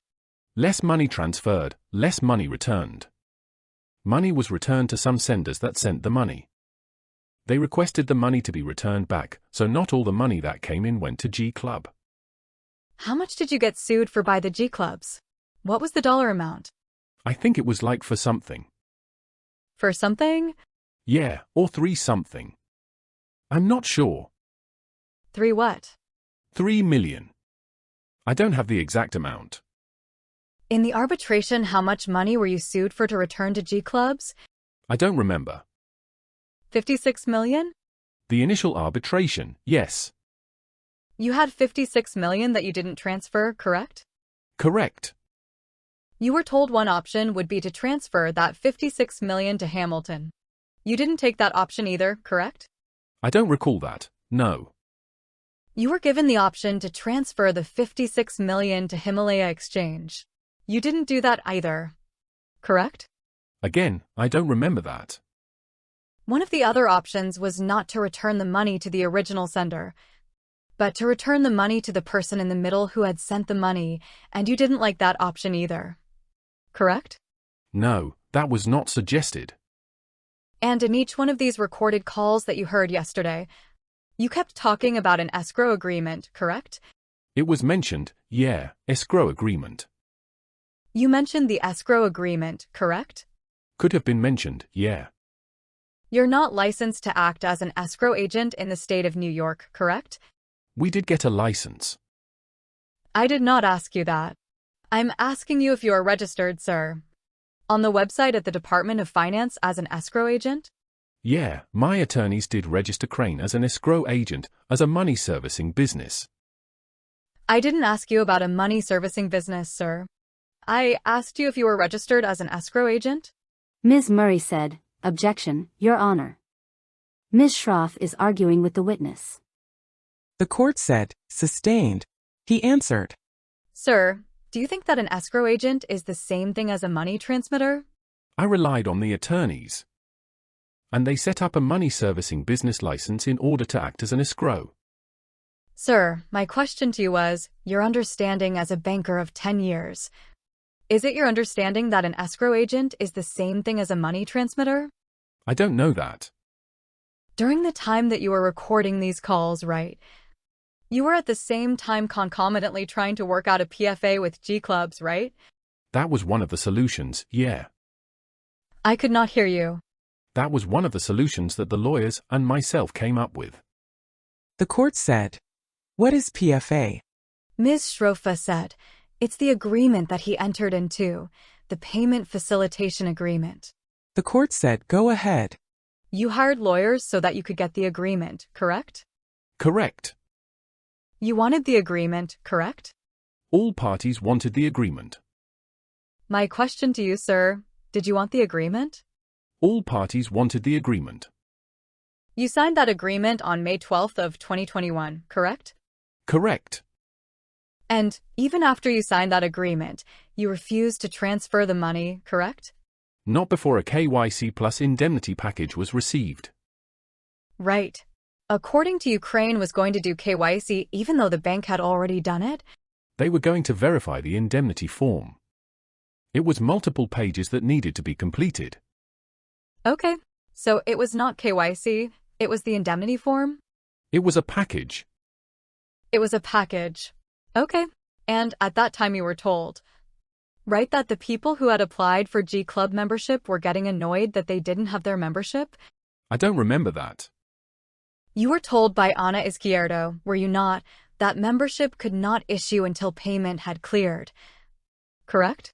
Unless they finish consolidation, yeah. Until Anna and the team of G Club does consolidation. Well, actually until you release the money. I'll move on. Let me show you what is marked as Defense Exhibit 60539. You recognize this document? Yes. What is it? It's an email. About what? Subject line is Notice of Termination. Termination of what? Payment Facilitation Agreement. The same one we've been talking about all this time, right? The Payment Facilitation Agreement. The one we've been talking about, correct? The Payment Facilitation Agreement. The payment facilitation is between you and G Clubs, right? Crane and G Clubs, correct? Correct. And who is Todd Culkin? Attorney. For whom? Crane. That's you, right? Yes. Ms. Shrofa said, Your Honor, we ask that the court allow us to introduce into evidence DX 60539. Ms. Murray said, just one question to voir dire. The court said, go ahead. Ms. Murray said, Mr. Khaled, do you know who asked Limari Reyes to send this notice of termination to you? The witness said, it's being sent to Alex at G Club. Ms. Murray said, no objection, Your Honor. The court said, it is admitted. Defendant's Exhibit 60539 received in evidence. By Ms. Shrofa. Whoever it's sent to, it's telling Ukraine's terminated, correct? Ms. Shrofa said, Oh, I'm sorry. May I have the jury also take a look, please? The court said, go ahead. By Ms. Shrofa. May I pose my question, sir? Are you done reading? Go ahead. They're terminating the contract with Crane, correct? Are you talking about the email that's going to Alex? I cannot hear you. Are you talking about the email going to Alex? I'm talking about the notice of termination addressed to the Mr. Todd Culkin at Warren Law Group at 112 West 34th Street, 17th floor, New York, New York, 10120. Your lawyers? Yes, they're asking to terminate the escrow agreement. Terminate what? The escrow agreement. Well, it's a payment facilitation agreement. The payment facilitation agreement. Your lawyers are on the email chain, correct? From Limori, yes. And it's addressed to your attorney, correct? Correct. And it is dated June 30th, correct? Yes. And you read this before, right? Yes. They were terminating Crane's agreement with G Club? Correct. You can take that down, please. Thank you. Let me show you DX 60540. Let me ask you, sir. While we're waiting for the document to be brought up, did you want the contract with Crane to be terminated? I'm sorry. Did you want the contract with Crane to be terminated? Yes. You did? Yeah. At this time, yeah. Which time? July, yes. You wanted it terminated? Ms. Murray said, objection, asked and answered. Ms. Shrofa said, I'm simply trying to understand what he's saying, Your Honor. You could instruct him to keep his voice up. The court said, speak into the microphone, please. Yes. Let me ask you to take a look at 60540. If you could just show him page 2, page 3, page 4. And you see there the document is signed? Yes. By whom? Chris Warren. Who is that? My attorney. Your attorney, correct? Yes.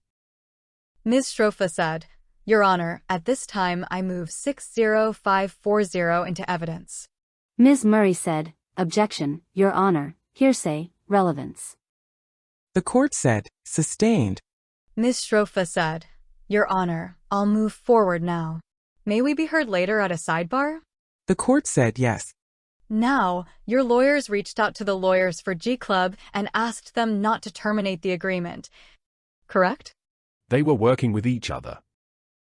I didn't ask you if they were working with each other. My question to you, sir, was, did your lawyer Chris Warren, did you call him Chris or Christopher so I get it right? Chris. Did Chris Warren reach out to G Club and say, please, don't terminate the payment facilitation agreement? Correct? I don't know. You don't know? I don't know. They were discussing working with each other. He's your lawyer, correct? Yes. He's working at your say, correct? Correct. He's doing what you're asking him to do, correct? Ms. Murray said, objection, Your Honor. The court said, don't repeat the question. Ms. Shrofa said, I'm waiting for a response, Your Honor. The court said, he answered yes to the question of whether the lawyer was acting at the witness's say. Ms. Shrofa said, okay. And you through your lawyer asked G Clubs to withdraw their June 30th, 2021 notice of termination, correct? Correct. You asked them to work with you so that you could find a way to refund any remuneration, correct? Again, they were working with each other. The back and forth was a negotiation. Did the negotiations result in G Clubs not terminating Crane? No. G Clubs terminated Crane, period, right? Correct. You offered to work with them, correct? Do you recall that? No. Well, let's show you 60540 so that will refresh your recollection. Defense exhibit. Let's go to page 3. Does this refresh your recollection that you offered to return the money that was in the Crane account to the G Club account without doing KYC? Ms. Murray said, "Objection, Your Honor." The question that Ms. Shroff was trying to refresh a recollection on was, you offered to work with them, correct? The court said, that is correct. The objection is sustained. Did you offer to work with them by suggesting to them that you would no longer do KYC? The court said, all right. That question was answered. He said he didn't remember. So the question now is whether or not the document before the witness refreshes his recollection as to whether or not he said that or did that. Ms. Shrofa said, "That's where I thought I was, Your Honor. I apologize. But I'm happy to highlight the 4th paragraph on the document. That's not the correct paragraph. It's the benefits paragraph. In an effort to work with them, you suggested certain benefits that would flow from Crane to G Clubs if they kept the contract, correct?" Ms. Murray said, "Your Honor, is Ms. Shroff seeking to refresh his recollection on this point? It's not clear." The court said, is this a refreshing question or a new question? Ms. Shrofa said, "It's the same question. I was just trying to highlight it for him. Does that refresh your recollection?" The court said, the question is, does this document help you to remember? From this document, I remember they wanted the money to be transferred to G Club without anything. Without any KYC, without any information. They meaning Crane, correct? No, G Club. And you also recall, do you not, that your lawyers offered to return all the money to the original senders, correct, from this document? The court said, the question is, do you recall that, not whether the document says that. I do recall. And that was one of the compromises Crane offered to G Club, correct? To return funds? Yes. To the original, yes. And that was something you had firmly rejected during the recordings, correct? That's not true. Okay. In the recordings, that option was suggested to you, and you had never taken it, correct? To return the $56 million back to the owners, correct? No. There was discussion to return the full amount of G Club money to the owners and close G Club Puerto Rico. That money was for G Club that was at G Club. But you had not taken that option to return it to the sender, correct? I didn't have charge of the G Club account. You had charge of the Crane account? I had charge of the Crane account, correct. And the option presented to you was to return the money in the Crane account to the people who had sent it to the Crane account, correct? Again, that option was for G Club's money. So you now had, through your lawyer, suggested that keep the payment facilitation agreement with Crane.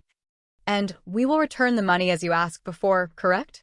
As another option, yeah. They turned you down, correct? They said they don't want to return the money, no. They said they didn't want to do business with Crane, correct? No. This termination is to ask, again, to transfer money to G Club. Whatever is left not cleared to G Club's account. So it wasn't just termination. It was G Club's telling Crane, we are done. We are not doing business with you, period, correct? And requesting the money to be transferred to G Club's account. Exactly. Without any information.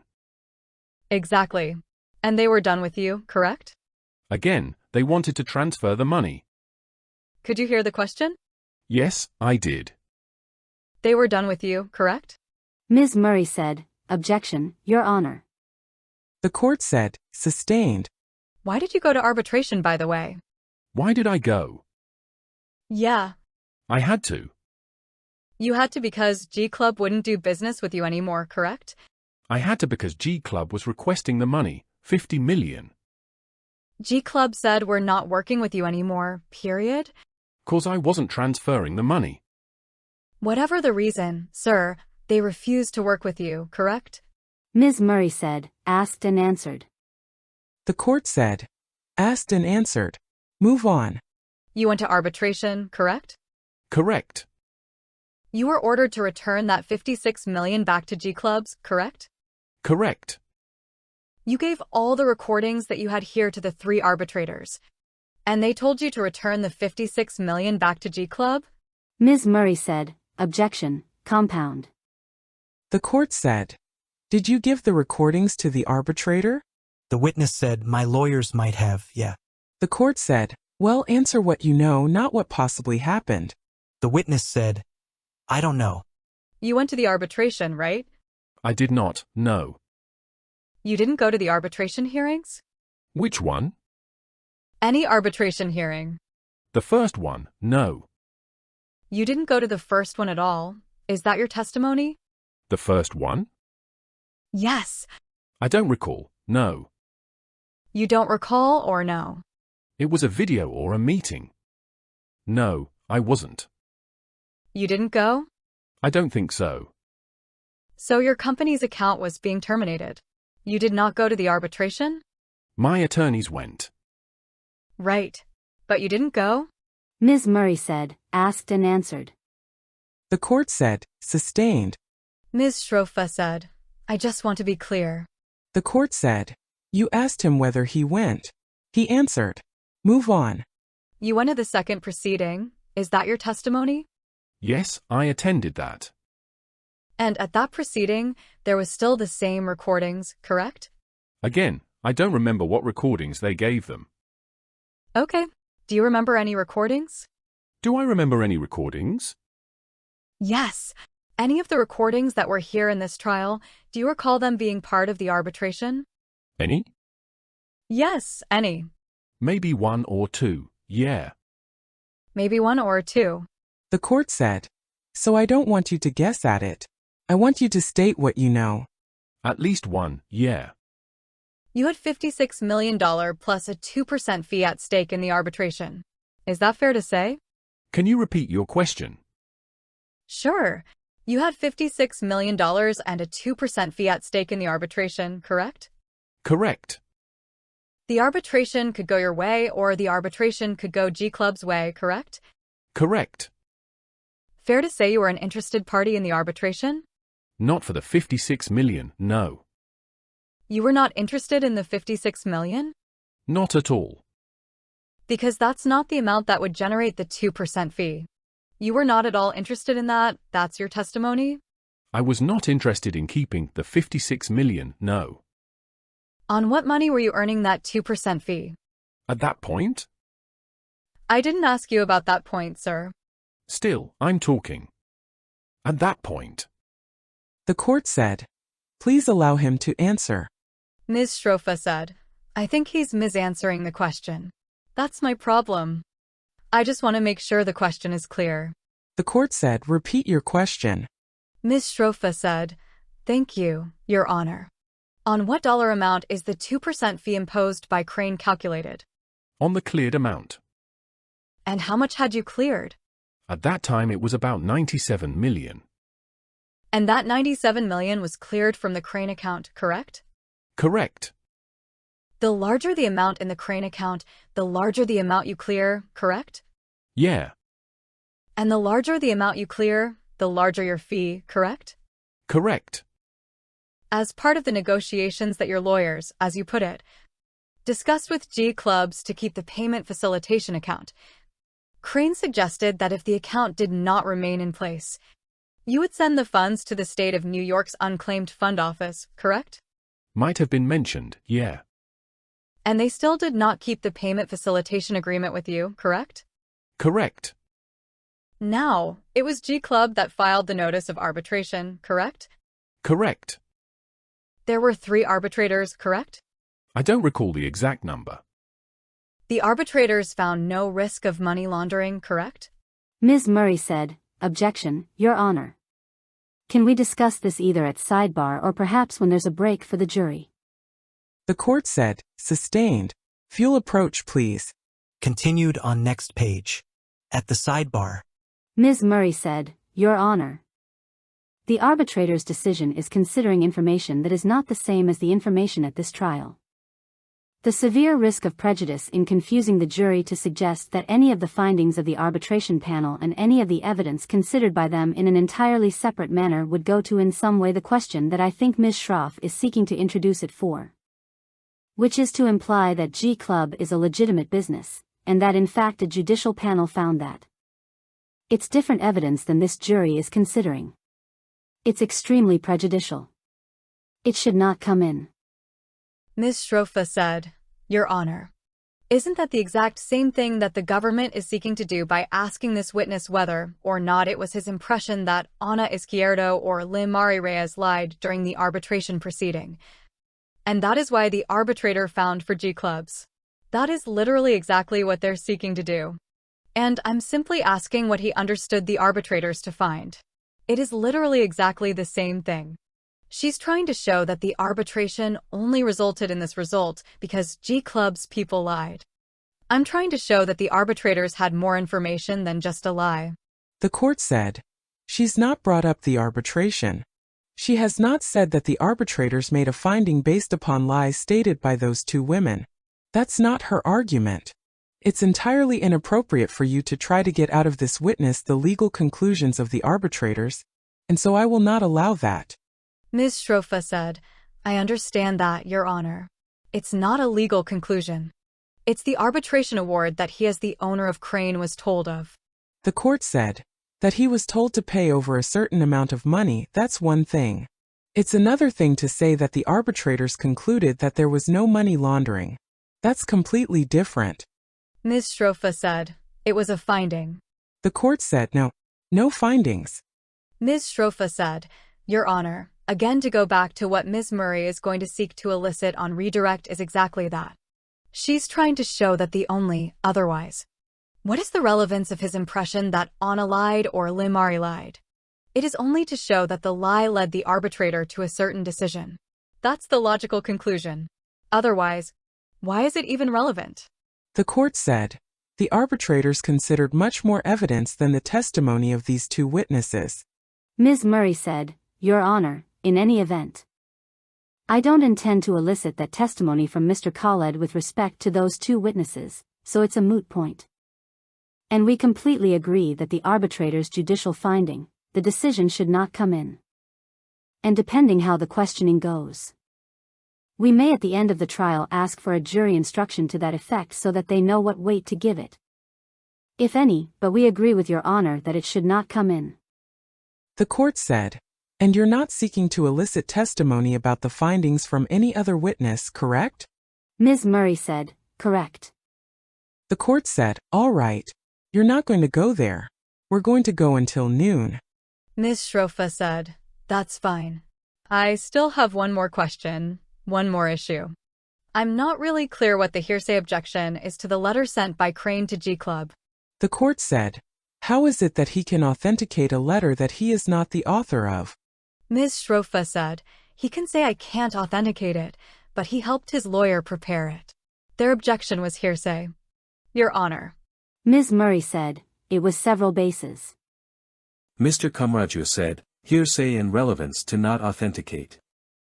Ms. Schroff said, this is a document kept in the regular course of business. It is a document sent by a law firm to an entity G Clubs. G Clubs maintains documents in the regular course of business. The court said, he's not a G Club maintainer of documents. Ms. Schroff said, sure.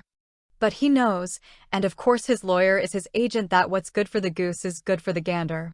The lawyer is his agent, and therefore that document comes in. Ms. Murray said, agent applies a party-opponent ruling. This is an out-of-court statement. And Your Honors already ruled on the objection. She sustained it. Ms. Schroff said, I actually did say, Ms. Murray, and the record will show, that I wasn't going to pursue it then. That I would wait until a break cause I didn't want to hold up the proceedings. Ms. Murray said, I believe you said you wanted to take up the issue again at sidebar. But the judge did sustain the objection on the basis that we raised. Ms. Schroff said, Judge, I did not want. The court said, she did reserve argument on the letter, so I just permitted her to do that. Ms. Murray said, I guess our question would be what the relevance is, and then again we emphasize that it's hearsay. Mr. Kamraju said, "It's not being offered for the truth, Your Honor. There's no argument that's coming from that letter that says. Because this chart describes the way the PFA is structured, therefore, that is the way the PFA is structured. The entire purpose of offering the letter is to complete the story in response to what happened to the termination notice. This witness just said that he intends that he didn't care about having the contract terminated. His lawyer sent a letter saying, actually, please don't terminate it. In fact, in the letter he says, we intend to keep taking our fee. So there's nothing about it that's being offered to say the facts within it are offered for the truth. And if Your Honor wants to instruct the jury about that, we don't have any objection, but that is the relevance of it. The relevance of it is, they brought up the arbitration in the first place. These are the events leading up to the arbitration. Frankly, I'm hard-pressed to see how it's not relevance if the arbitration is relevant in the first place. Ms. Shrofa said, "We didn't raise the arbitration. The government did." Ms. Murray said, just a couple of responses. First of all, it is not his statements. Mr. Kamraju said it's his statements about what Crane intended to do or not. He did not offer the letter. It's an out-of-court statement of a different declarant. The court said, "Are you not challenging authentication?" Ms. Murray said, "Of the letter?" The court said yes. Ms. Murray said, "There's no foundation for authentication right now." The court said, "So that is my first question. How does he authenticate a letter from someone else?" Mr. Kamraju said, if he recognizes it, Your Honor, at the time it was sent, he could authenticate it. That happens all the time, right? Just like you can authenticate a document that you are not the author of if you reviewed it prior to it being sent. We didn't get to that, and maybe if Your Honor wants, we can ask those questions. But we didn't get to that because their objection was hearsay and relevance, neither one of which are relevant. We can try to lay the foundation on authentication, but we didn't understand that was the objection. Ms. Shrofa said, "It is also kind of surprising that the government would object to the authenticity of a document sent by the Warren Law Group to G Clubs in a document which they received as part of their discovery. Not just from G Clubs, but also from the Warren Law Group." The court said, "But they're not offering it." Ms. Murray said, "We're saying this witness cannot authenticate it. He's not copied anywhere on the document or on the forwarding chain above." Mr. Kamraju said, "We don't know until we ask the question." The court said, "Then we have the issue of hearsay." Ms. Shrofa said, "It's not hearsay. We're not offering it for..." I don't want to repeat what Mr. Kamraja said, but I'm happy to have him repeat it. The court said, "What does the letter say?" Ms. Shrofa said, "The letter says, please don't terminate us. Can I go grab it?" The court said, "Yeah."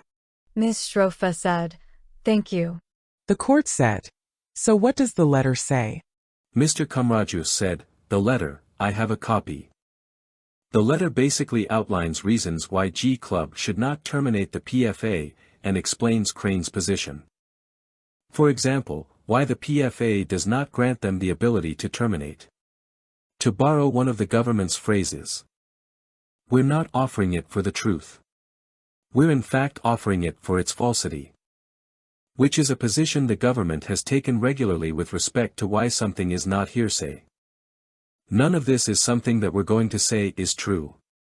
We're not going to say, for example, that this diagram shows the way that the money is going to go. We don't agree that these are benefits to G Clubs. That's a false statement. In our minds, this document has nothing to do with a hearsay purpose. All it is doing is for a non-hearsay purpose of completing the story. Which is something the Second Circuit has repeated over and over again. It's not a hearsay issue. And noting that contrary to what this witness said, he was actually trying to hang on to the PFA so that he could continue to earn millions of dollars in fees. That's the purpose of the introduction of the letter. There's now a single line in here that's being offered for the truth. Ms. Murray said, "Your Honor, there are exceptions to the hearsay rule. This is a lengthy letter. They're saying both that it's to complete the story and then to impeach him. There's nothing to impeach. He said that his lawyers were engaged with G clubs on these very issues. He said that if more money came into or maintained in the Crane account, his fee would be larger. He said all of that. There's no impeachment from this letter. It's entirely improper to bring this in. Of course they want to argue and bring it in for its truth. Otherwise there is no reason to try to introduce it. I heard no basis for it.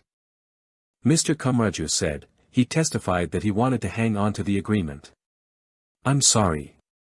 He testified that he did not care about retaining the PFA at this time, specifically in July of 2021. Ms. Shrofa said, he actually said I wanted to terminate it at this time. And I asked him at what time. And he said he didn't care. He wanted it terminated. The court said, I just don't recall that testimony. I have to go back to look at the transcript. In the meantime, we'll not deal with the letter. I want a copy of the letter and we'll continue with other questions. Continued on next page. In open court. The court said, go ahead. Ms. Shrofa said, Your Honor, I'm requesting to skip ahead. Mr. Khaled, you testified on direct, did you not? That the recordings that were played here were a random selection by you, correct? Ms. Murray said, objection, mischaracterizes his testimony. The court said, sustained. Your testimony was, there wasn't really a science behind it. It was just random calls that are related to the transfer and request of transfer and what we were doing with this money. Just management calls that I can record. That was your testimony, correct? Can you repeat the last part? It was just random calls? The court said, it's a confusing question because it's not clear whether you're asking whether the recordings played here were randomly selected or whether when he made recordings, he did it randomly. Could you clarify that? Do you remember testifying yesterday, sir? Yes. Do you recall being asked this question and giving this answer? This is yesterday's transcript at 2003. Lines 9 to 13. How, if at all, did you select which calls to record? Answer. There wasn't really a science behind it. It was just random calls that are related to the transfer and request of transfer and what we were doing with this money. Just management calls that I can record. Do you recall being asked that question and giving that answer? Yes. And the statement above that these were just random calls is not entirely true, correct? What do you mean? You decided which calls to record, correct? Correct, I decided. And you decided what calls not to record, correct? Correct. You decided when to start the recordings, correct? Correct. And you decided when to stop the recording, correct? Most of the calls stopped when the conversation ended and everybody said goodbye. Let's look at Government Exhibit 411, and I'm not going to play the whole thing, just the last 20 seconds or so. Media played. She's mid-sentence, correct? Anna is? Yeah. The recording stops, correct? It's a glitch. I'm sorry. It did not stop. It continued. Is there a pause? I don't know. Could we play it again for him? The court said, is there a question as to whether or not the recording ends there? Ms. Shrofa said, yes. That was my question. The court said, does the government concede that the recording ended there? Ms. Murray said, yes, Your Honor. That's the end of the audio recording. So Anna is mid-sentence, correct? Correct. Recording stops, correct? I guess, yeah. You're the only one doing the recording, correct? Correct. Let's go to Government Exhibit 417. I'm not going to play it, but you recall that conversation. This is the one that you testified to yesterday where you testified that Yvette threw the remote at the TV? You could play it. Okay. Do you recall the part of that conversation? I think it's at. Media played. You recall this recording? Yes. And you recall during this recording, while they're finding the correct portion, you recall Ms. Wang saying that before any money is moved, the issue should be sent to the board, correct? You recall that? Yeah, in the transcript. I'm sorry. In the transcript, yes. And the transcript is of the recording, correct? Correct. And you reviewed that transcript for accuracy because Ms. Murray made sure to ask you to review it, correct? Ms. Murray said, "Objection, Your Honor. The portion I believe Ms. Shroff is talking about is in Mandarin. And we established that Mr. Khaled doesn't speak Mandarin." Ms. Shroff said, "That's not the portion I was asking about." The court said, "You had been referring to Ms. Wang's statements. Now what are you referring to?" Ms. Shroff said, "I'm still referring to Ms. Wang's statements. That is why I don't understand the objection." The court said, "So statements that were made in English?" Ms. Shroff said, "Yes. I'm just trying to point him to where rather than go through the entire recording being replayed." The court said, "So which statements do you claim were made in English?" Ms. Wang speaks in English to you, correct, in this call? In this call, yeah. And she says, does she not, that the issue should be presented to the board, correct? Ms. Murray said, "Objection. Can we go to the actual part of the document or the part of the recording that Ms. Shroff is talking about?" The court said, "Would you direct us to that portion where she allegedly said that?" Ms. Shroff said, "Yes, Your Honor. If I could just have a minute." Your Honor, it will take us a minute to find it. The court said, "Perhaps you could ask other questions." Do you recall a discussion of Mr. He in this call? Who are you referring to, Mr. He? You know a person named Mr. He? Harren He? Yes. I don't believe that he was on this call, no. Ms. Murray said, "We would object. That portion is in Mandarin." Ms. Shroff said, "I have the transcript. It's 417. Do you have the transcript in front of you, sir? Your transcript binder from yesterday, page 22? The court said, "Of which call?" Ms. Shroff said, 417T, page 22. I'm sorry. I don't have 417 here. The court said, "At the beginning." There you go. It's on the screen for you, sir. The court said, "So you're on page 22? You see Ms. Wang suggesting that you definitely need to inform board of directors about this. Mr. He saying, you definitely need to inform the board of directors about this, correct? Ms. Murray said, "Objection, Your Honor." The court said, "So where is Mr. He on page 22? Ms. Shroff said, "Why?" Ms. Murray said, "That's Mr. William J.E. By Ms. Shroff. William J.E. is speaking. Totally different people. That's fine. Sorry. My bad. It's William J.E., correct? Ms. Murray said, "If I may just note for the record, Your Honor, our objection. Italics indicate Mandarin. That's noted on the first page. We listened to this yesterday. That's consistent. All of the questions that Ms. Shroff is asking about right now are portions that were in Mandarin." Ms. Shroff said, "That's correct. That's why I'm asking them through the translation, which is now in evidence at page 22. The court said, "And the part that you're referring to is Mr. Yu, who is also Mr. J.E. Is that correct?" By Ms. Shroff. William J.E., right? You see that? I see it. You were shown exactly this translation and this transcription yesterday, correct? Correct. And you have Yvette saying, correct, I have sent you all the G Club company documents. You can find them. It should still, Mr. J himself, it should be himself? Ms. Murray said, "Objection to the characterization that the witness has that saying anything." The court said, "So you're saying that Yvette made the statement. Is that right?" Ms. Shroff said, "I'm saying what's on the document." The court said, "So next to the word Yvette we have a statement.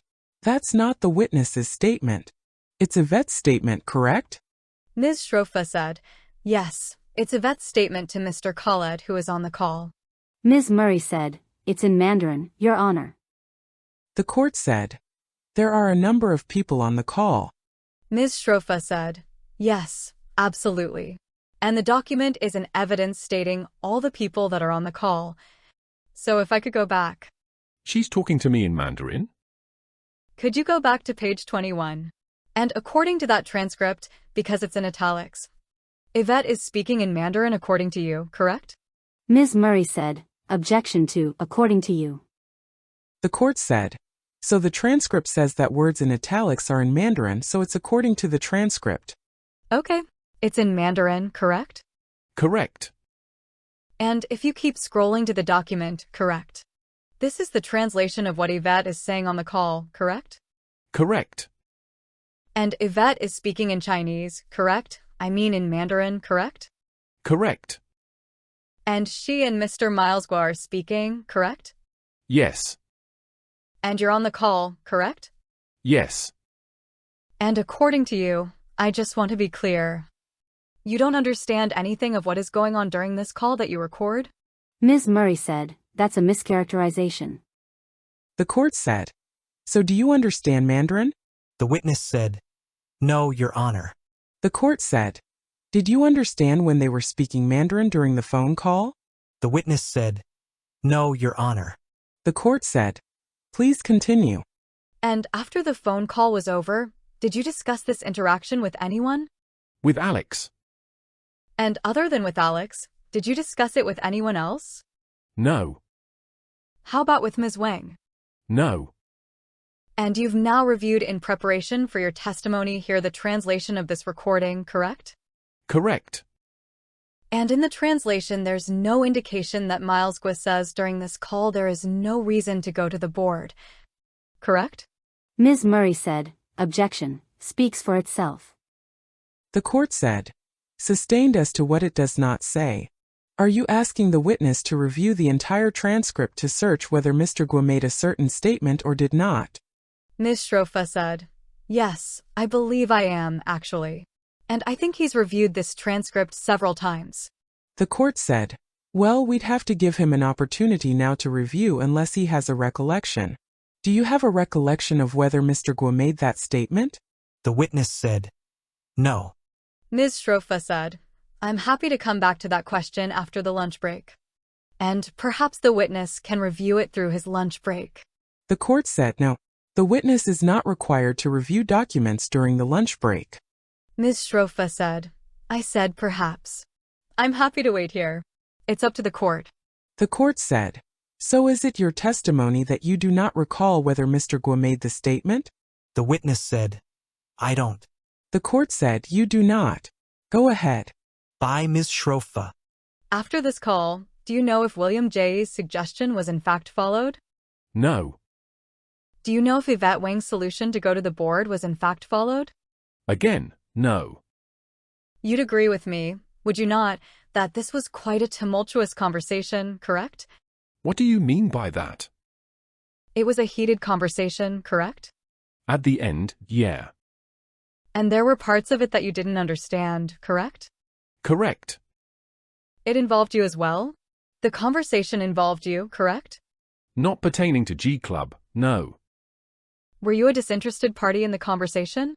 Yeah, they were discussing G Clubs, transfers on G Club's accounts. Did that involve you? No. So then why did you remain on the call? They asked me to get on the call. And why did you record it if it didn't involve you? I was in it. I didn't know what's going to be discussed. Okay. You didn't know what was going to be discussed, but you nevertheless recorded it? Yes. And after you recorded it, you had no curiosity to find out what was said? No. Now, yesterday you testified, right, about your first week at Saraca, remember that? Yes. And you testified that was during the pandemic? You started during the pandemic, correct? Correct. And you also testified that there were very few people at the East 64th Street office, correct? Correct. And at that same time you were still working for Citibank, correct? Correct. And you had an online presence for both jobs, correct? I had what? You had an online presence for both jobs, correct? What do you mean by that? Well, you had to go to work at Citibank through Zoom, correct? No, my job description was not like that. Well, I'm only asking because it was the pandemic, sir. I understand, but that wasn't online presence. That wasn't required, no. What was Citibank expecting you to do for the 7 hours you worked for them? During that time we were dealing with the PPP. For Citibank? For Citibank, yeah. We were trying to help small businesses get their money for the pandemic. So all hands on deck was for that. Okay, but that was your job, correct? Yes. And that was until October 30th when you resigned, correct? October 1st I think I resigned. Well, are you sure it's October 1st? I'm not really sure it's October 1st. I think it's in the beginning of October. Did you review that fact with Ms. Murray when you met with her? I don't remember. You don't remember the day you resigned of your job of 4 years? Ms. Murray said, asked and answered, Your Honor. The court said, sustained. To work at Citibank, you have to log in, correct? Not necessarily. How do you access an account without logging in? Again, I was on the relationship side, so my job required me to speak to customers. Send emails? Yes. To send an email, do you have to log into the Citibank network? Correct. You can't use your Gmail to do Citibank work, right? You could send an email from the phone. You could send an email through the phone, that is true, but only through your Citibank email account. Correct? Correct. So you had to log into your Citibank accounts, correct? Yes. And it's fair to say, right, for the time you were double billing, so to speak.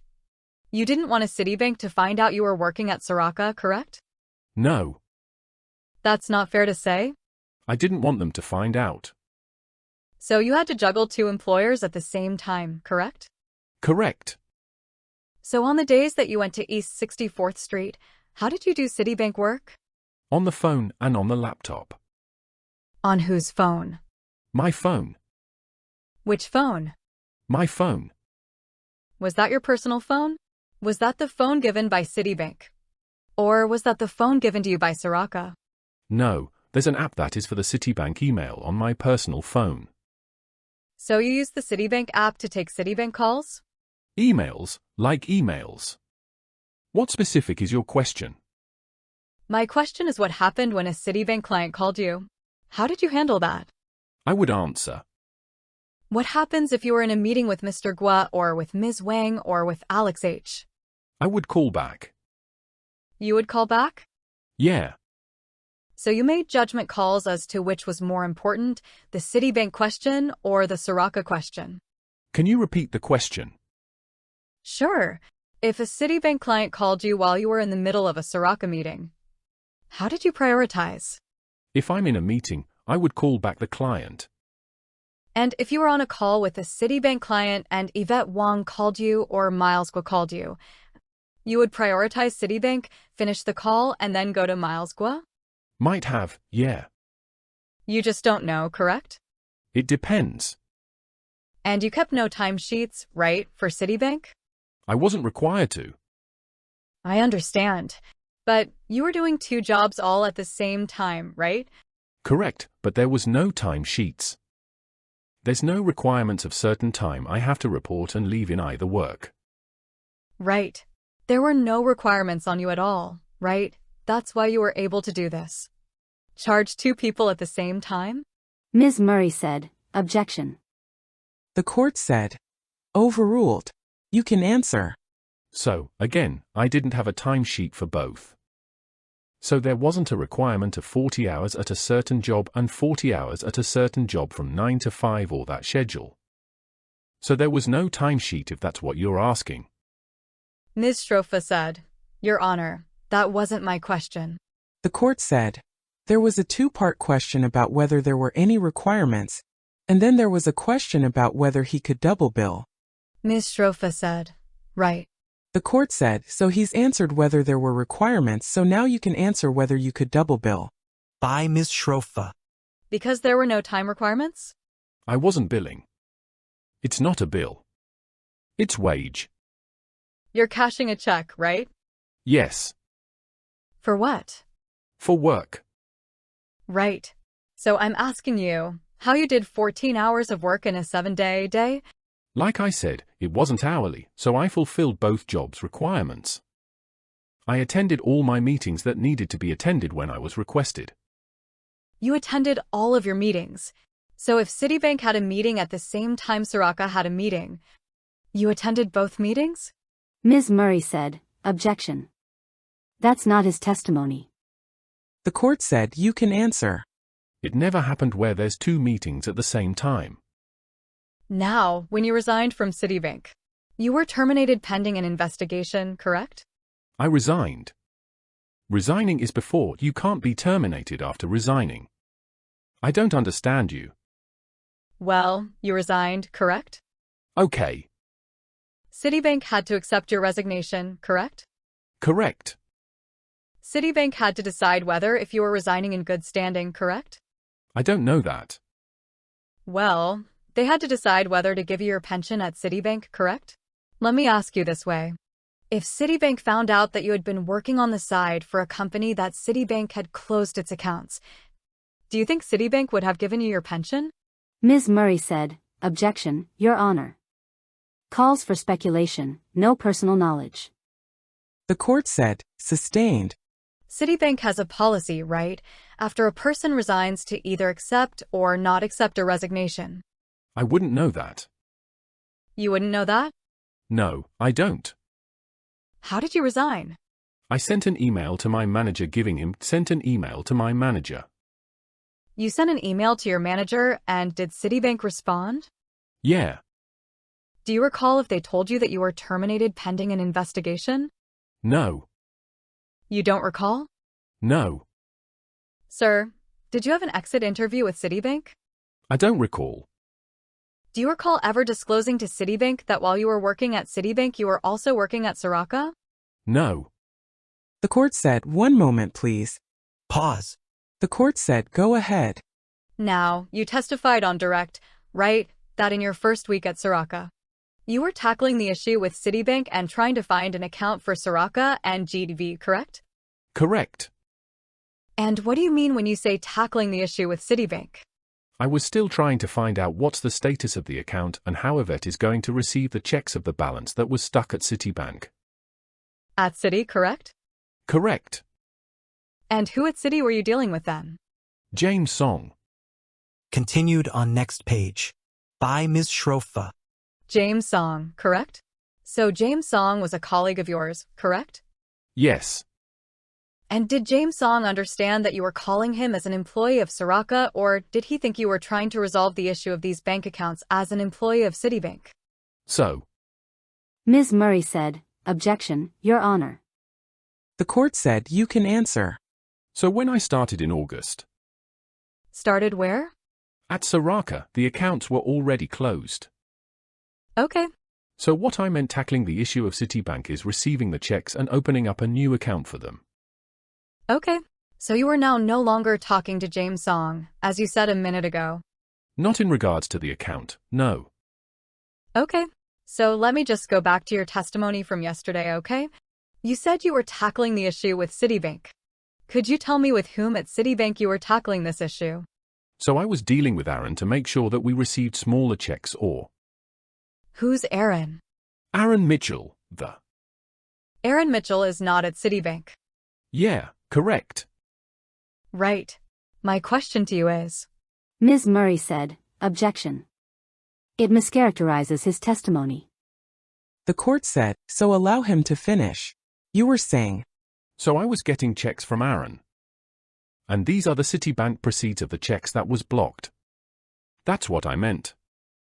You said tackling the issue with Citibank, correct? The court said, "What did you mean by that when you said tackling the issue with Citibank?" The witness said, "The money that was now blocked at Citibank and closed, and they have checks in place. I believe the checks were issued before August 1st. The checks were still with Citibank? I don't remember. The money was still with Citibank? I really don't remember. I don't remember, no. You don't remember? No. Ms. Murray said, "Objection, Your Honor." Asked and answered. The court said, sustained. And were you attending meetings with people at Citibank to get those checks cleared? No. Did you have phone calls with Citibank about getting those checks cleared? No. Didn't Ms. Wang tell you, call your old bank and ask them why these checks aren't cleared? You used to work there, correct? That's it again. That's before August 1st. Before August 1st or not, when Ms. Wang told you that? No, it's a big. She was under the assumption that you had left Citibank, correct? No. She thought you were still working at Citibank? She knew I was still working at Citibank, yeah. Can I see the text dates? Do you have dates? What was your first week at Saraca? What was your first week? What was the date? I believe August 1st. So, August 1st, you had told Ms. Wang that you were doing 2 jobs. That's your testimony today? So she asked me if I had resigned in July, when I accepted the offer. And when I could start. She asked me to start as soon as possible. Ms. Shrofa said, I move to strike. The court said, sustained. Okay. So what's your question again? Ms. Shrofa said, could you read him the question back, please? Record read. No. August 1st, I didn't tell her, no. Okay. So in your first week, Ms. Wang is talking to you about the blocked checks at Citibank, correct? She was asking me to find another bank, yeah. She was asking you about the blocked checks, correct? I don't recall. How much money was in those checks blocked by Citibank? 200 million. She wanted that 200 million unblocked. Is that fair to say? Ms. Murray said, objection, Your Honor.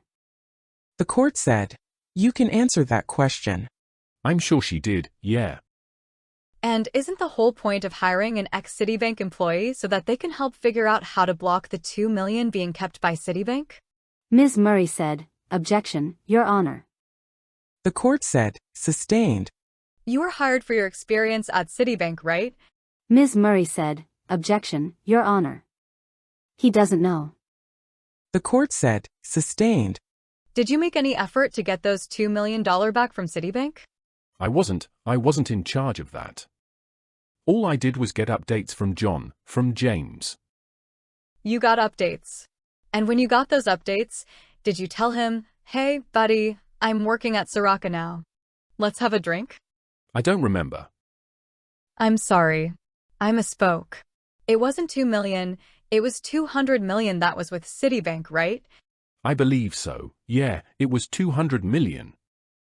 Now you just testified that you were trying to find other banks. Is that what you testified to?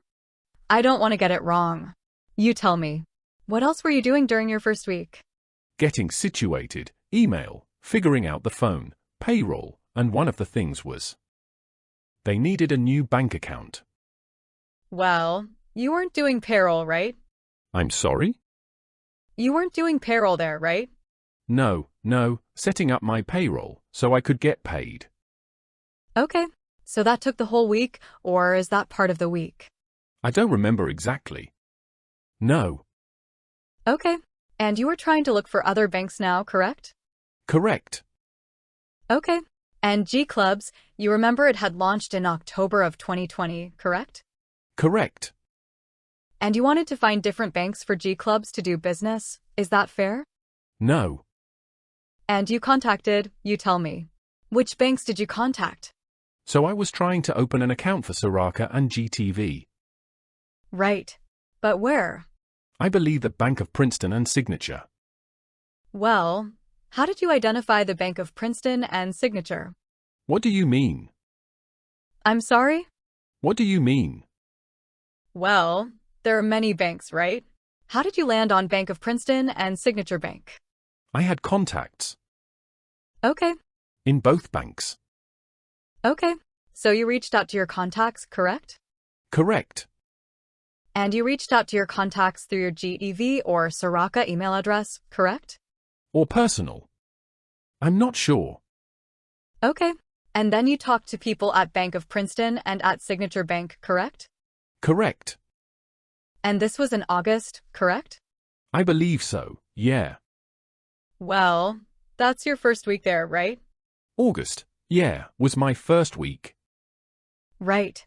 So when you were talking to Bank of Princeton and telling them you wanted to open these bank accounts, you put yourself out there as a Saraca employee, correct? I might have, yeah. You might have? Yeah, I don't remember how I started the email, or message, or whatever. So sitting here today, you don't know if you told Bank of Princeton, hey, I'm working at Citibank. I'm trying to have this client Saraca open a bank account at Bank of Princeton, or whether you told Bank of Princeton. I now work for Saraca. I want to open a bank account with you. Ms. Murray said, objection. Asked and answered. Ms. Shrofa said, I don't think I asked any question about Bank of Princeton. The court said, did you hold yourself out as being employed by one entity or another? The witness said, I don't recall, in that. The court said, all righty. We're going to stop at this time for our lunch. You'll return at 12:30. Remember not to discuss the case amongst yourselves or with anyone else. Don't permit anyone to discuss the case in your presence. But I also want you to consider the proposal that I made for the 4 days of next week. Wednesday you're off. And I'm asking whether you can come in at 9:30 and go until 1 o'clock, with a full hour break until 2, and then to go from 2 to 5. And don't watch, listen, or read anything about anything having to do with this case. Continued on next page. Jury not present. The court said, sir, you may step out. Don't discuss your testimony. Witness not present. The court said, I'd like to get a copy of the letter in question. Mr. Kamraju said, I have it here, Your Honor. I'm just going to hand it up. The court said, please be seated.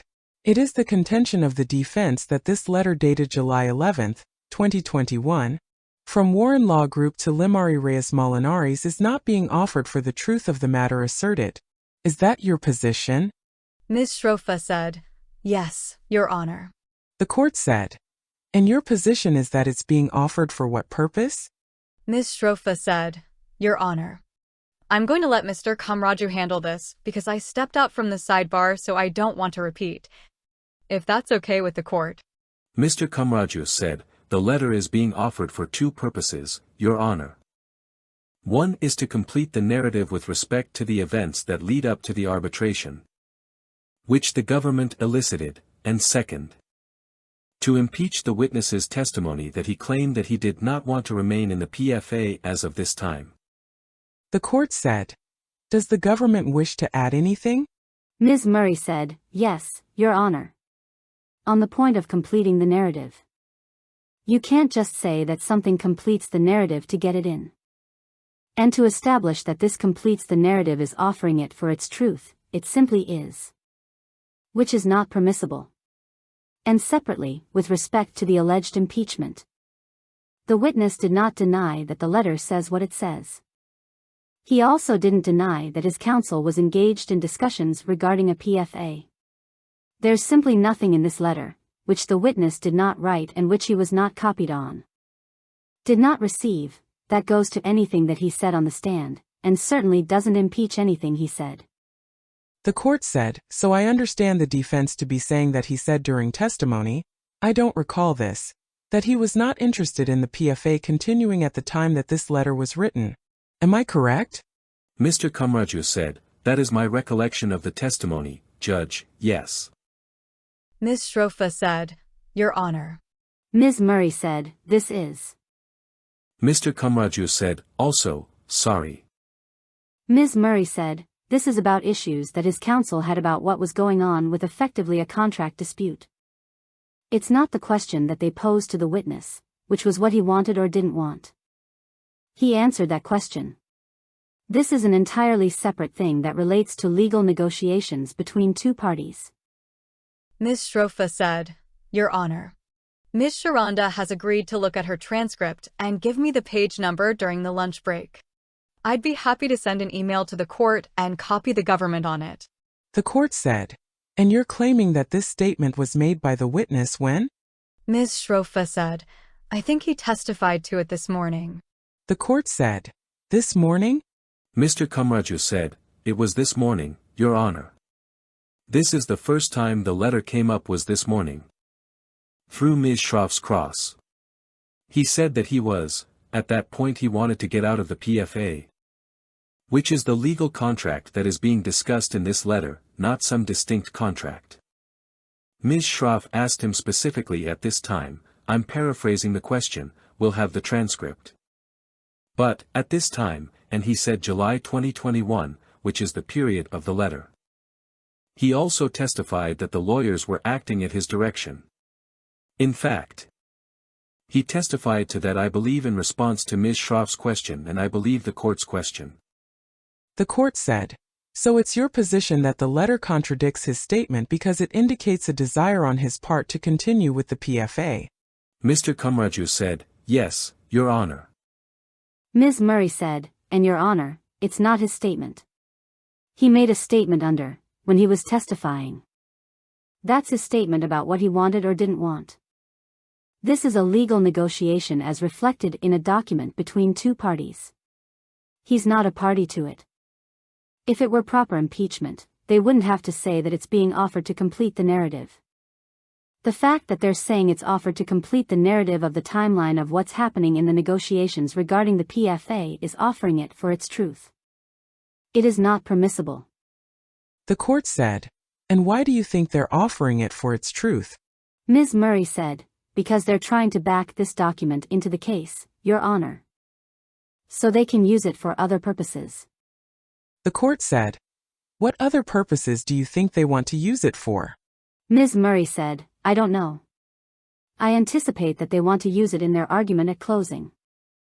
I think they're going to point to different aspects of this document, including different statements that it makes about G clubs and G clubs operations, the benefits to G clubs of the PFA, either continuing the PFA or canceling it." Mr. Kamraju said, "No, Your Honor." The court said, "So exactly what portions of the letter do you want to come out, and for what specific purpose?" Mr. Kamraju said, "We want the letter to come out to say your lawyers responded to the termination notice with this letter. And the letter indicated that you, Crane, his company, wanted to remain in the PFA at the time of July 2021. We don't agree that any of the contentions in that letter are true." The court said, "So is there a portion of the letter which expresses the desire of Crane to remain in the PFA?" Mr. Kamraju said, "Well, yeah. For example, Your Honor, I think even the benefits to G clubs from remaining in the PFA. We don't think that those are true, but we think that's an attempt to convince G clubs to remain in the PFA." Ms. Murray said, "That's a matter of interpretation." Mr. Kamraju said, "Which the jury can do." Ms. Murray said, "They're not answering the court's question." The court said, "These lawyers are very capable of stating whether or not they're urging the other side to cancel the agreement." Mr. Kamraju said, "Yes, Your Honor, and I think if Your Honor looks at the letter, it is very apparent that these skilled lawyers directly were trying to entice G clubs not to terminate the agreement. That's the entire purpose of the letter, is a response to the termination notice. It is not a response that says, yes, we agree to be terminated. It is a response that says, do not terminate this for X, Y, and Z reasons.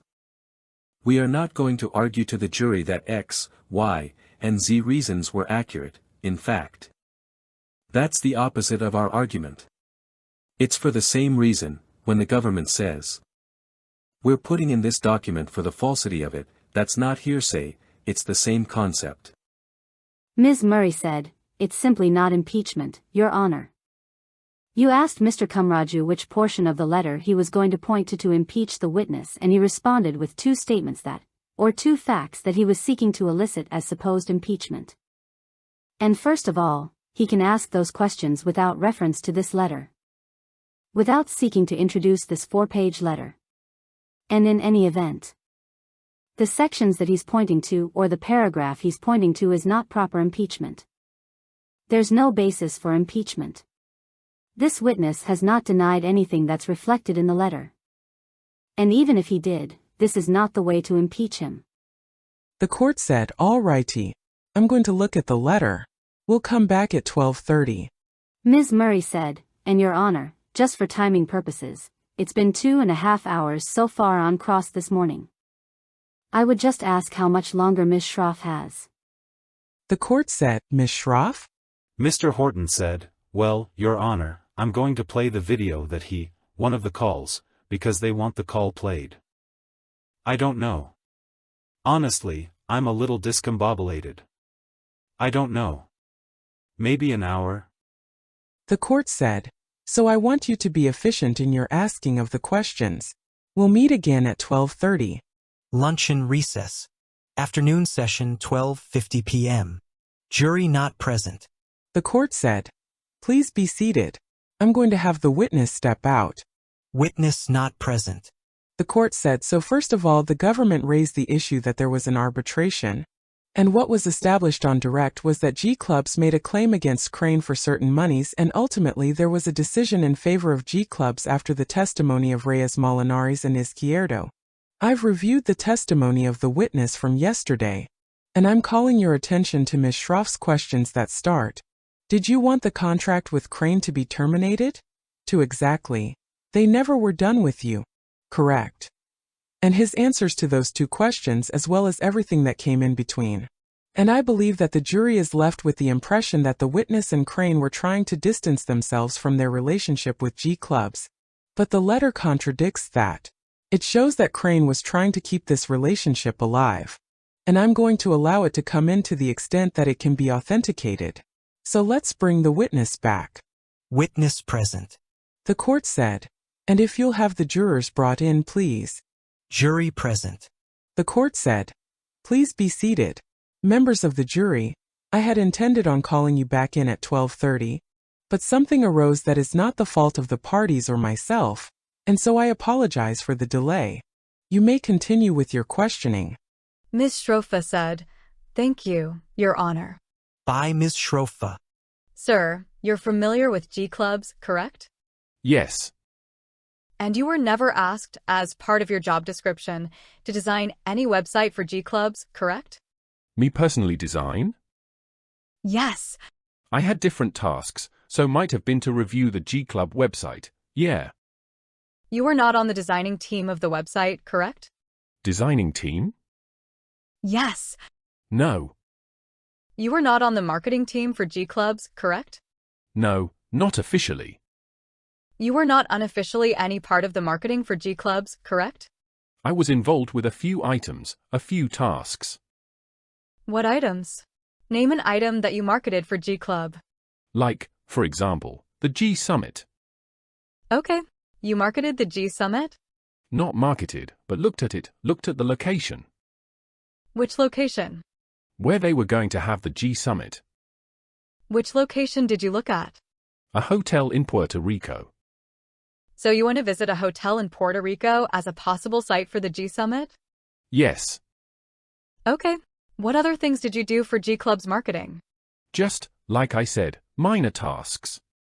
That was part of the job. Minor tasks to help that Yvette used to ask me for help on the G Club side. And were you involved at all in G Fashion? Just on the finance side. You did not play any role in designing the G Fashion website, correct? Maybe the checkout process online. You helped. They needed somebody to help them create a merchant. So you helped them create a merchant for G Fashion? I was trying to find them a merchant processor. And did you find them one? It was very difficult. I don't recall if they were approved by someone. Ms. Schrofa said, "I move to strike." My question was, sir, did you find them one?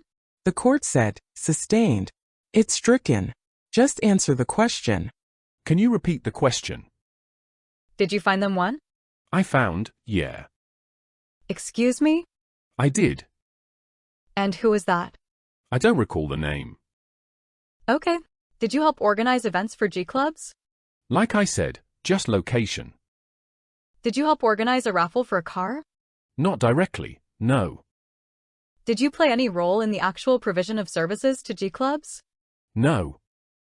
Now you testified on direct about G Clubs' banking issues, correct? Correct. Accounts were being closed down, you testified, correct? Correct. And some of the accounts were closed down because there were hits from OFAC, correct? Some accounts, yeah. And what does OFAC stand for? Office of Foreign Asset Control. And is it fair to say that OFAC has a list of people that are subject to sanctions? Can you repeat the question? Is it fair to say that OFAC maintains a list of people that are subject to sanctions, correct? Yes. And banks do not want to do business with people who are on the OFAC list, correct? Correct. And there were wires that came in that were flagged as coming from people who were on the OFAC list, but they really weren't. correct? Correct. And in those instances, what you and Alex H. did is you substantiated that the people who had sent the money were not on the OFAC list, correct? We asked for ID, a date of birth, correct. So that you could tell the bank that these people were not in fact on OFAC, correct? So we could provide it to the bank and then make a determination. And you did that, right? You collected IDs, passport photos, or other IDs, and you sent them to the bank, correct? Alex did. He was in charge of G clubs. He copied you on the emails, correct? He might have. And he forwarded you emails, too, correct, about this matter? Again, he might have. Let me show you what is marked as Defense Exhibit 31189. Do you recognize that document? Yes. Is it an email sent to you? Yes. Ms. Shrofa said, Your Honor, at this time the defense moves Defense Exhibit into evidence. I'm sorry. I lost my number there. But 31,189. The court said, Any objection? Ms. Murray said, Yes, objection, hearsay. The court said, Step up. Continued on next page. At the sidebar. The court said, So this is an email from the witness to Alex H. in which the witness states that there's some personal identifying information for several individuals. You're objecting on the basis of hearsay? Ms. Murray said, Yes, Your Honor.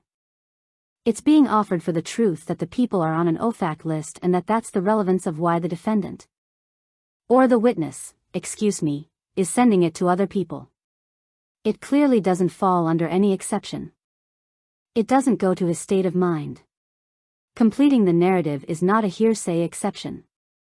To the extent the defense intends to argue that that's the basis for introducing it, there's no proper basis to introduce it. Ms. Shrofa said, We're simply showing that this was a topic that was discussed. We do not have any. The court said, He's testified that it's a topic discussed. And so, Ms. Shrofa said, and that the information flowed from Alex H., who was in charge of G clubs, to Mr. Khaled, who was in charge of banking, and it flowed from him to the bank.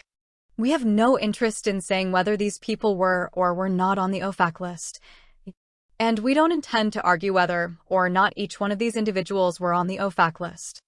The only thing we're trying to show is that there were people that were alleged to have been on the OFAC list. They sent the information along to show that they weren't with their bona fides. The court said, I thought it was an email from the witness to Alex H. Am I wrong? Is it Alex H. to the witness? Ms. Shrofa said, There's two. It's from Alex H. to this gentleman. He received it because he's been in charge of banking. And then he sends the email forward. Ms. Murray said, All of the facts that Ms. Shroff said have already been established through testimony. It's hearsay within hearsay. The witness is responding to Alex H. And clearly, contrary to the representations. They are trying to use this for its truth, or at least it will confuse the jury. Whether it's being introduced for its truth, and the court has an obligation to keep it out. Particularly where there's no hearsay exception to offer it. Mr. Kamraju said, First of all, the court doesn't have an obligation to keep out evidence that's admissible. 2.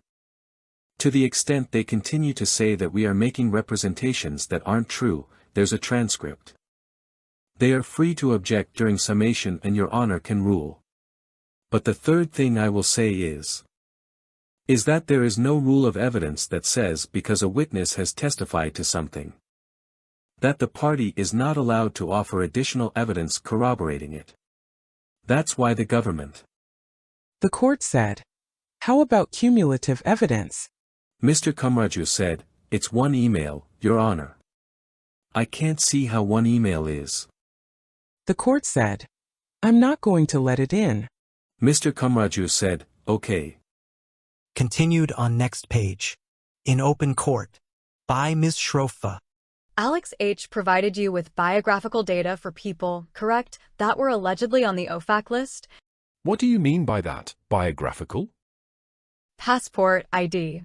Passport. And you would forward that to the bank, correct? Either me or Alex, yeah. And that was part of your normal job duties there, correct? Correct. By the way, do you know if Miles Guo is on the OFAC list? Not for sure, no. You worked for Miles Guo, you said, right? Yes. And you didn't learn whether or not Miles Guo was on the OFAC list. Ms. Murray said, asked and answered, Your Honor. The court said, sustained. Did you know there was an Interpol red notice for Miles Guo? Again, no. Now, as part of your job duties, you participated in job interviews to hire people, correct? Some, yeah.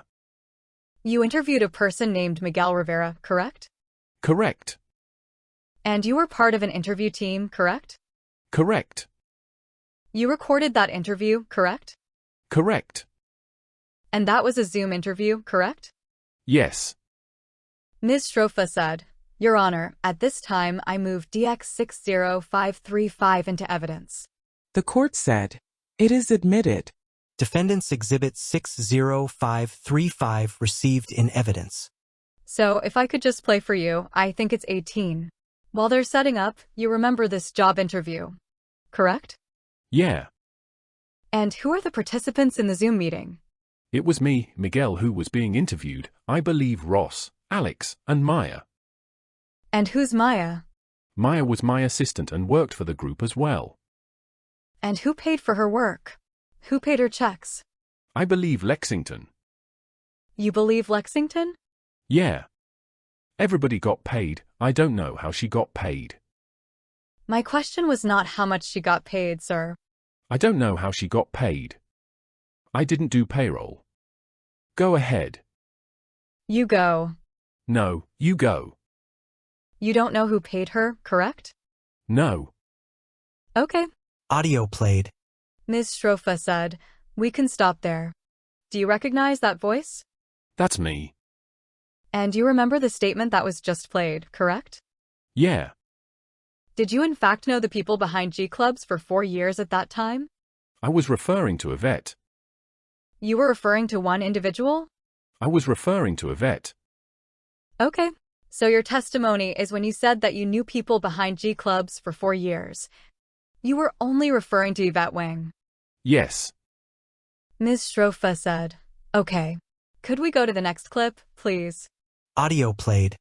Ms. Strofa said, You can stop there. Do you recognize the voice, sir? Yes. Whose voice is that? Ross. Where did Ross work? When I first met him, the rule of law. My question was, during this recording, where does Ross work? I couldn't tell you. It was the rule of law. Your testimony is that Ross worked for rule of law during this time? Ms. Murray said, Objection, Your Honor. I'll withdraw that. And he is participate, I withdraw it. Sorry. And he was participating in this interview with you, correct? Correct. He's talking about this person Miguel Rivera's experience bringing order to chaos, correct? That's what he said. And he's interviewing somebody to come join G Clubs so that there can be order to chaos, correct? I don't know what he meant in that. Did you talk to him before you started the interview to prepare for the interview of Mr. Rivera? I don't remember if there was an official preparation for an interview. How about an unofficial preparation? Again, I don't remember.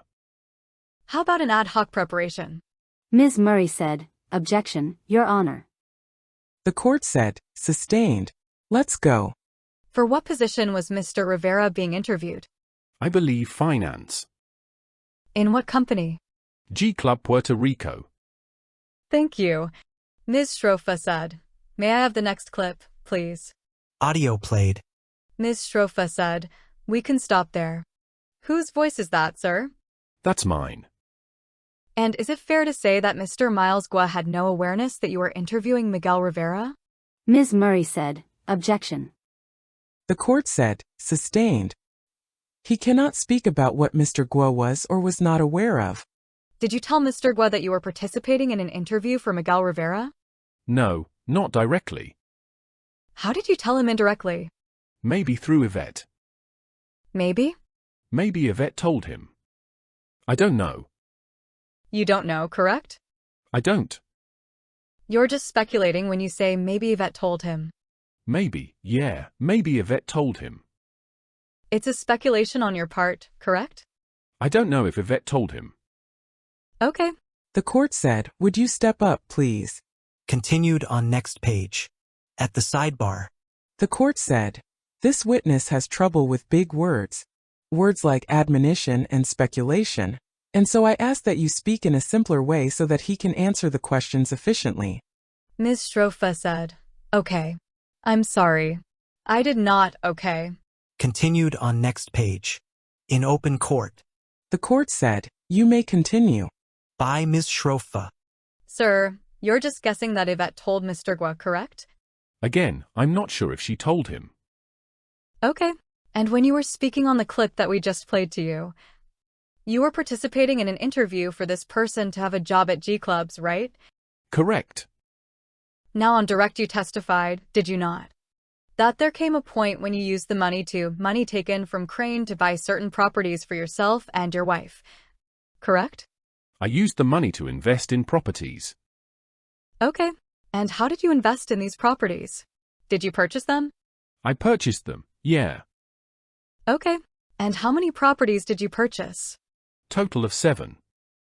And a total of 7 properties. Were they all in Florida? Yes. Were they all multi-dwelling homes with swimming pools? No. Okay.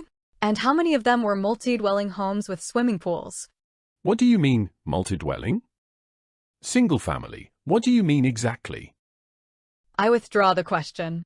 These were homes that had more than one bedroom, correct? Correct. And they had other amenities in the apartment, correct? Correct. You were trying to run these properties as Airbnbs, correct? 3 of them. Okay. And you testified on direct that you put these properties in your wife's name, correct? Correct. And you remember saying on your direct that you did that because of any lawsuit or anything might happen to me. The properties are in someone else's name that I trust, correct? I think that's my testimony, but can I? And you then testified that you thought some harm could come to you, some physical harm, correct? Correct. And what year were these properties bought, sir? Do you remember? 21 and 22. In 2021, you were still working at East 64th Street, correct? Not the entire year. Okay. But for part of 2021, you were still working there, correct? Yeah, until July. Okay. So you went in and out of East 64th Street. So at that time, you weren't scared that anything could happen to you, correct? Not until the dispute happened, no. Okay. So before the dispute happened and you bought these properties, you still put them in your wife's name, right? Yeah. In fact, you put these properties in your wife's name because you were in bankruptcy.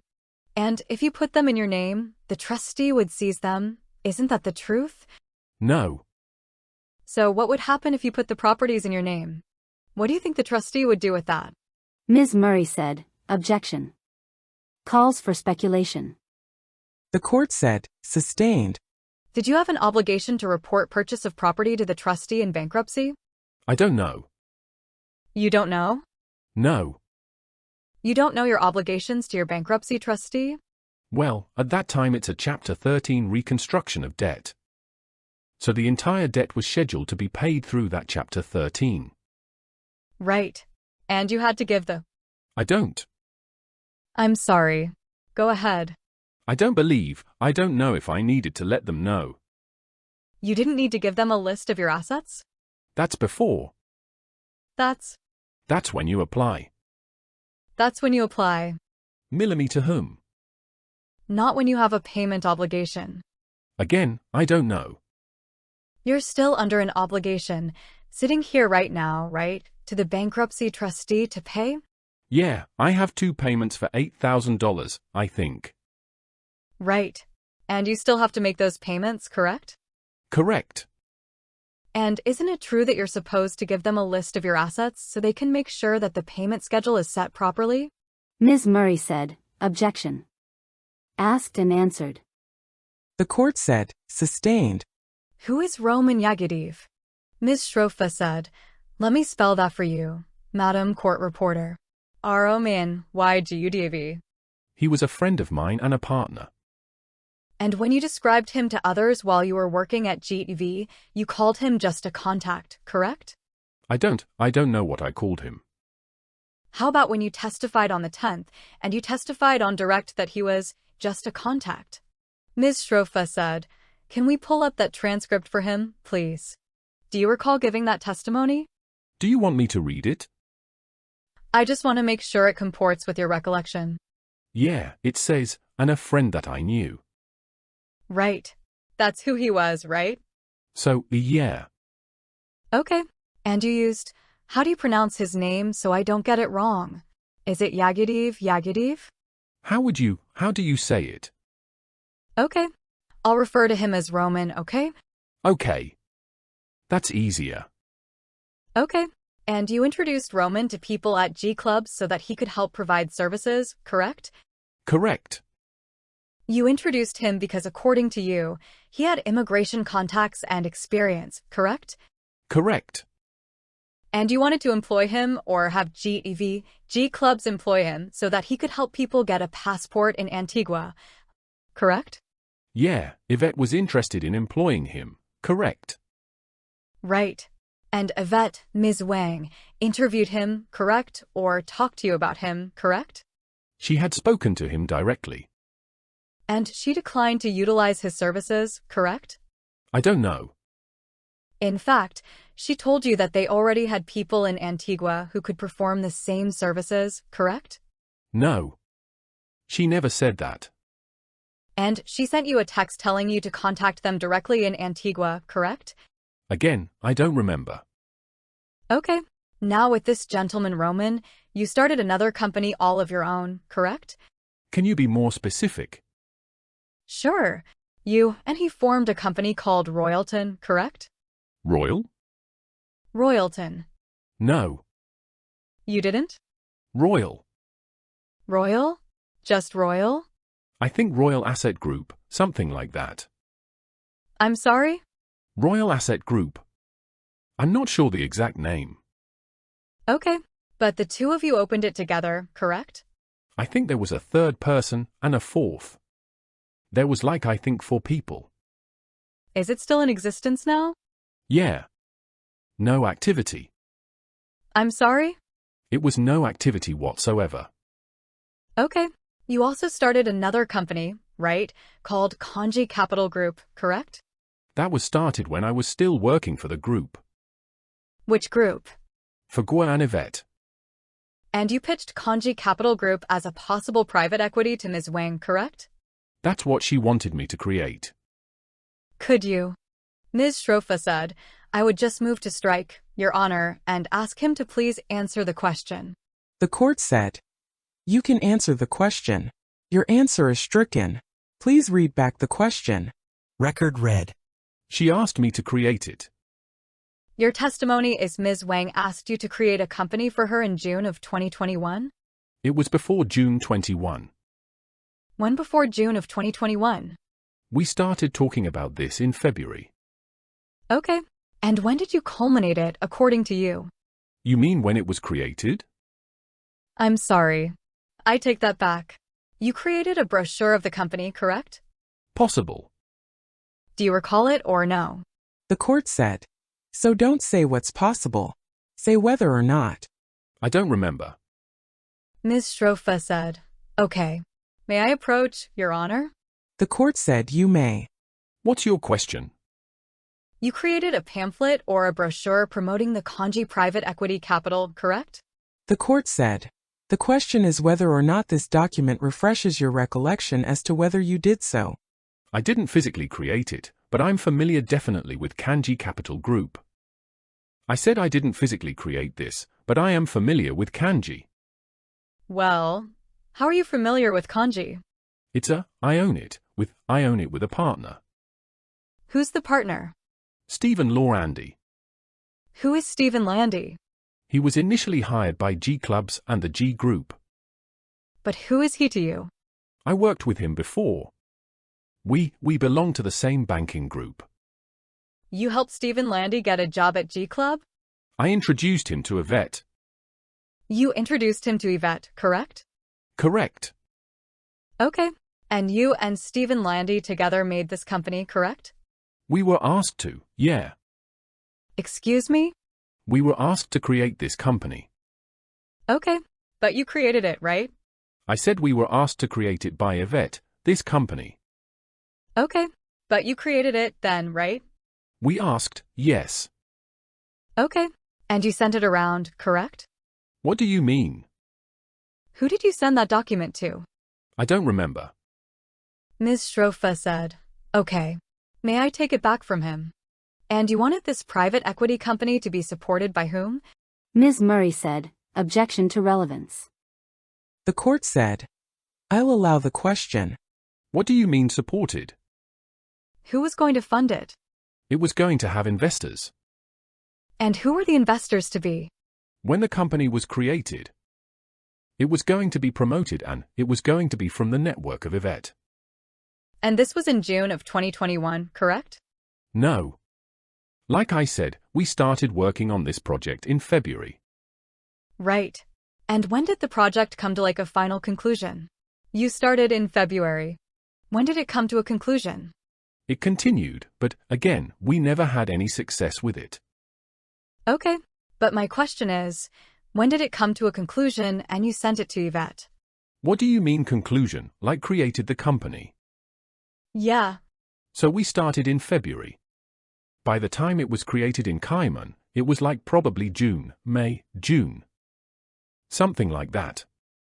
And in May or June, you sent it to Yvette, right? Again, I don't remember sending this exact document to Yvette. All right. Well, let me see if I can refresh your recollection. Just an attachment. I don't know if this is it. My question was, does that refresh your recollection that the kanji PDF was sent to Yvette on June 21st of 2021? Does that document refresh your recollection? Again, it's a PDF. I don't know if this is it. The court said, so the question is whether or not looking at that document actually causes you to remember that this happened. The witness said, that I've sent the PDF? Yes, I've sent the PDF to Yvette regarding kanji. And you recall, sitting here today, that the PDF regarding kanji that you sent to Yvette was sent on June 27th of 2021, correct? Correct. Shortly after that, on July 11th, you were told that Crane wanted to terminate their contract with you, correct? Correct. Ms. Strofa said, could I show just the witness DX60540? The court said yes. Would you prefer a hard copy, sir, or should we just flip it for you on the machine? No. Can you get me one? Hard copy? Please. Sure. Okay. That's the termination agreement. That's the notice of termination, correct? Correct. And you recognize it to be so, correct? That's the response. It's the response to the notice of termination, correct? Yeah, a response to the notice of termination. And you recognize it to be so, correct? Yes, and from Chris Warren. Thank you. Ms. Strofa said, I move DX60540 into evidence. Ms. Murray said, may I have voir dire? The court said you may. Voir dire examination. By Ms. Murray. Mr. Khaled, did you write this document? No. Did you see this document in or around the time that it was sent in July of 2021? I don't remember if Warren Law Group sent it to me or not. Do you know whether this is a fair and accurate copy of a letter that Chris Warren sent to Limari Reyes on July 9th of 2021? No, I would not know. Ms. Murray said, we object, Your Honor. By Ms. Schrofa. Does the document have a letterhead on top, sir? It does. What's the little painting, the photo over there? I have no idea. Okay. Who's Christopher Warren? Ms. Murray said, asked and answered. The court said, sustained. Ms. Strofa said, Your Honor, I'm laying a foundation for the document. The court said, you've already asked who Christopher Warren was. Ms. Strofa said, I meant on the letterhead. I don't mean in general, I just meant on the letterhead.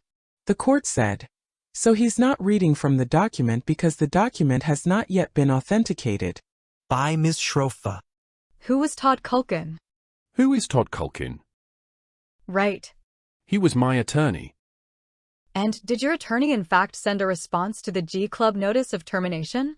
He might have, yeah. And that's this document, right? This looks like it. Thank you.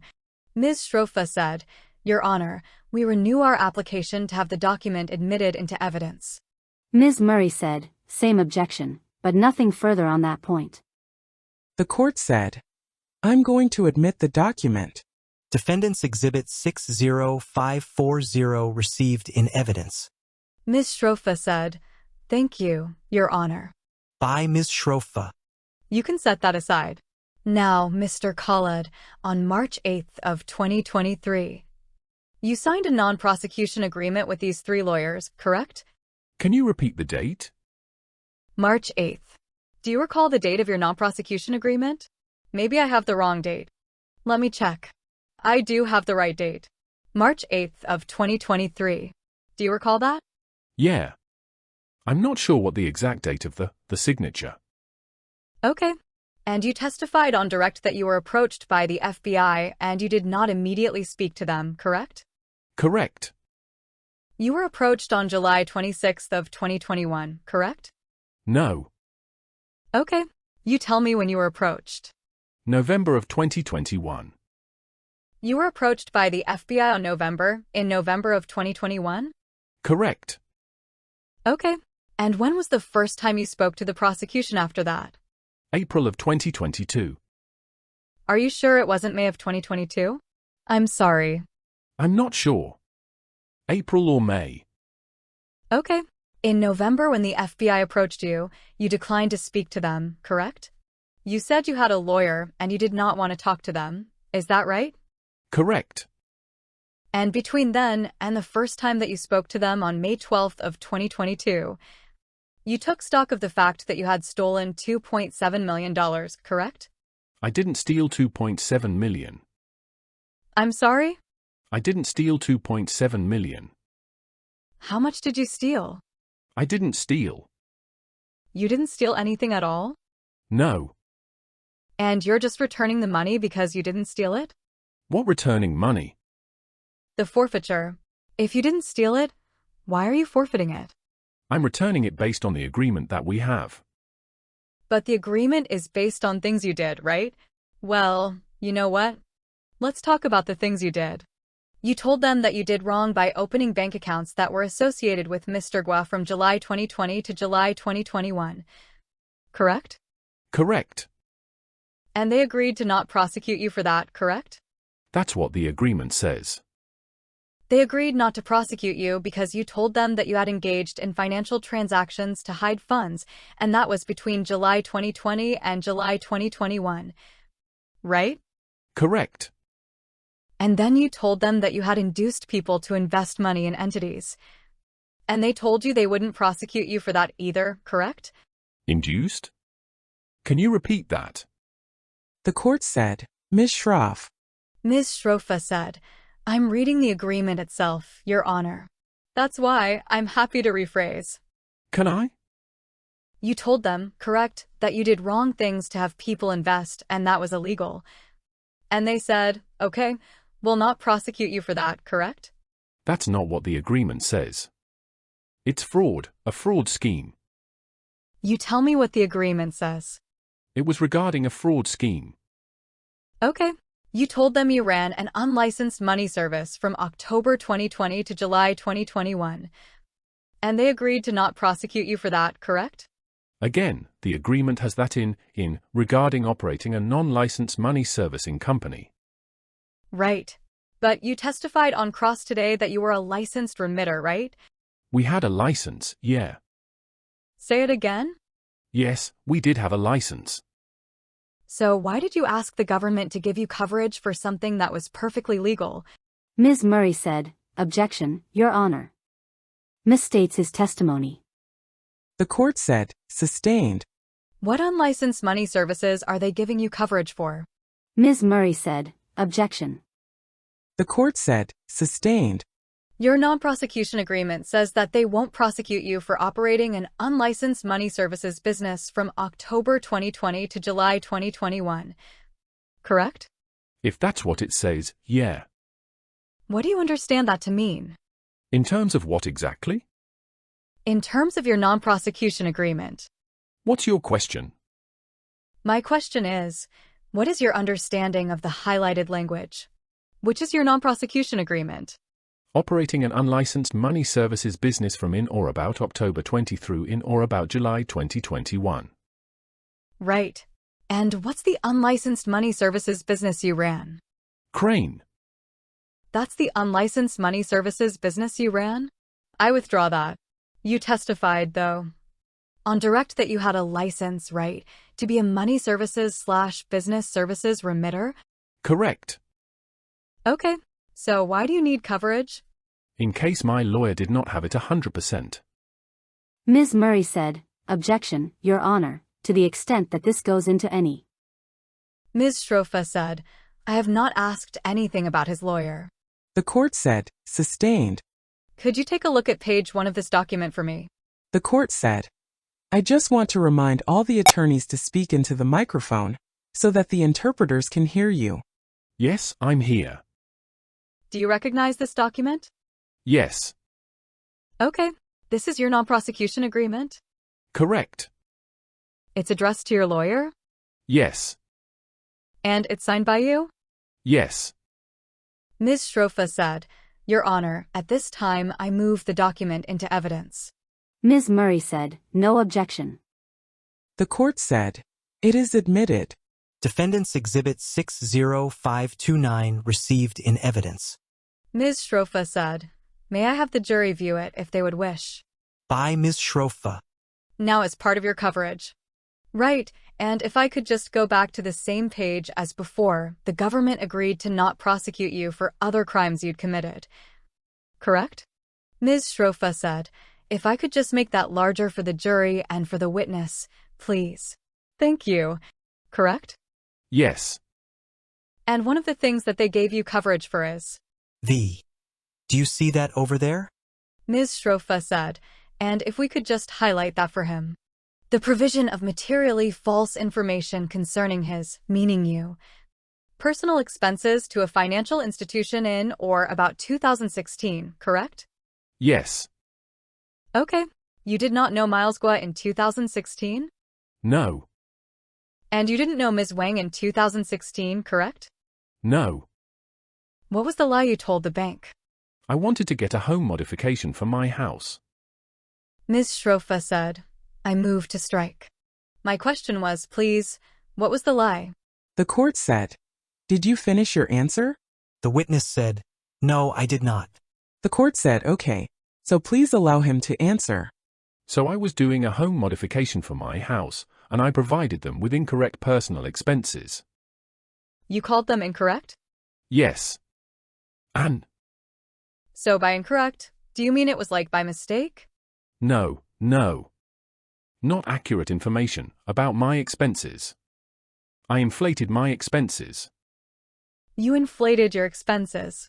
Correct. And you gave it to a financial institution. Yes.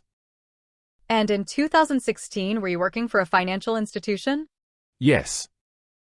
Which one? Citibank.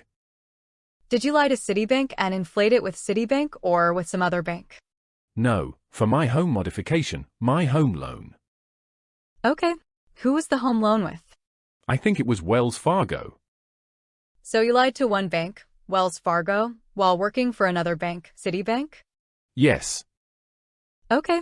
Let's look at No. 6. And that was in 2010 now, right? That's about 15 years ago. Or 14. I'm sorry. My math is bad. Right? You lied then also in 2010. Correct. Okay.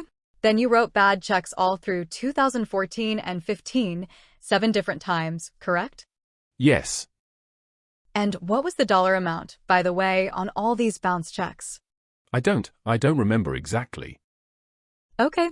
And V, 6, and 7 happened long before you met Yvette Wang and Miles Guo, correct? Correct. You said a minute ago that you did not recall the dollar amount for the checks. Is that your testimony? Yes. Let me show you 3,500 to 166 at page 3. Ms. Schrofa said, just the witness, please. Do you see what's on your screen, sir? Yes. And does that help you in refreshing your recollection as to the dollar amount of these 6 and 7 checks that you bounced? I don't remember exactly, but that's what I said. What did you say? 10 to 20,000. Ms. Murray said, Your Honor, objection. This is refreshing his recollection. If he's read it, we can take it down and he can speak to whether the document refreshed. The court said, so if you don't recall something and then a document is offered to you to see whether that helps you remember, don't read from the document. Just say whether or not it helps you remember. The witness said, doesn't remember. Doesn't help me remember exactly that amount. By Ms. Schrofa. Does it help you remember approximately how much it was, each check? No. You have no recollection of the dollar amounts? I withdraw it. The court said, sustained. Ms. Murray said, objection. Ms. Schrofa said, you can take that down. By Ms. Schrofa. Now let's go back to your non-prosecution agreement. Under this agreement, do you have any criminal liability for failure to file taxes? Yes, I do.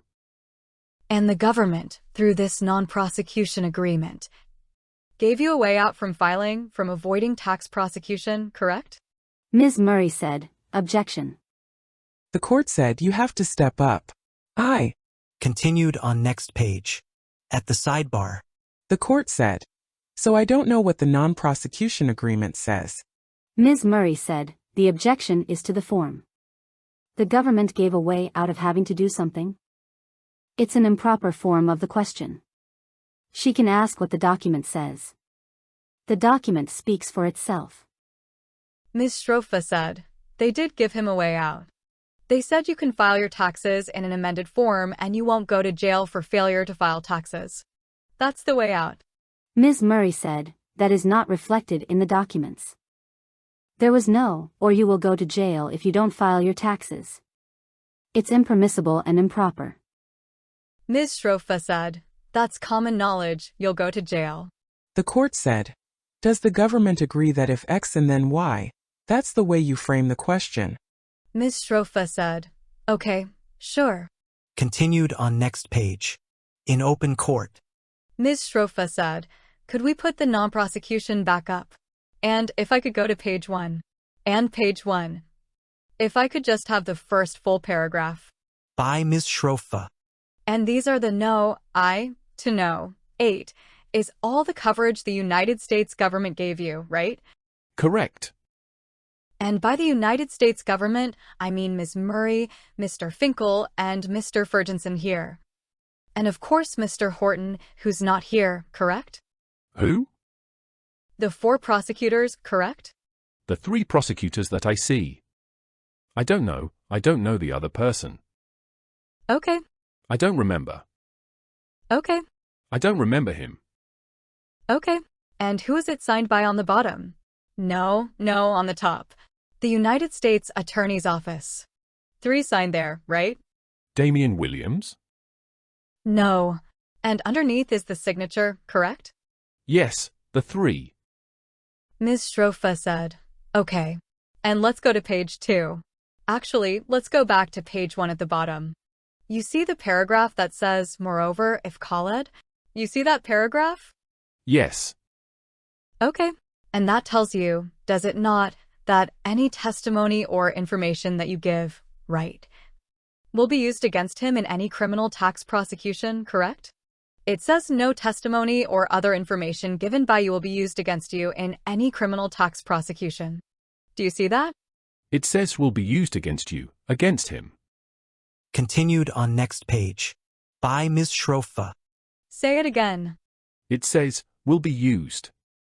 No testimony or other information given by him. So nothing you say to them will be used against you in a criminal tax prosecution. Is that your understanding? It says, will be used against him. It says, no testimony or other evidence given by you will be. None of it will be used against you. Okay. Let's look at the next page. They give you a solution to your tax problems in the first paragraph?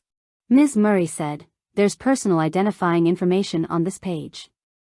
We would just ask that it not be displayed. The interpreter said, I'm sorry, counsel. Can you repeat?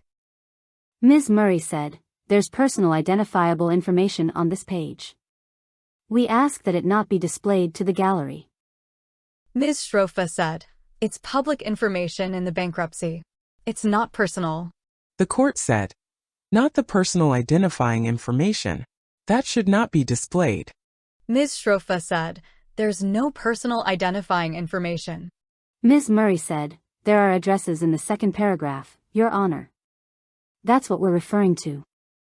Ms. Shrofa said, Your Honor, may we approach again? The court said, I see a reference to an individual and I see addresses. Ms. Shrofa said, those addresses are the Airbnb properties that were turned over in the forfeiture. It's not his personal home. The court said, is it the addresses that you are seeking to have redacted? Ms. Murray said, yes, Your Honor. It's not relevant that they're not the place that he lives. They're places that he is associated with and owns, and it's identifiable information. It just shouldn't be in the public record in front of the jury and the gallery. Mr. Kamraju said, Your Honor, they're going to appear in a forfeiture order at some point. The court said, these are the properties that were bought. By the witness with the $2.7 million? Ms. Shrofa said, exactly.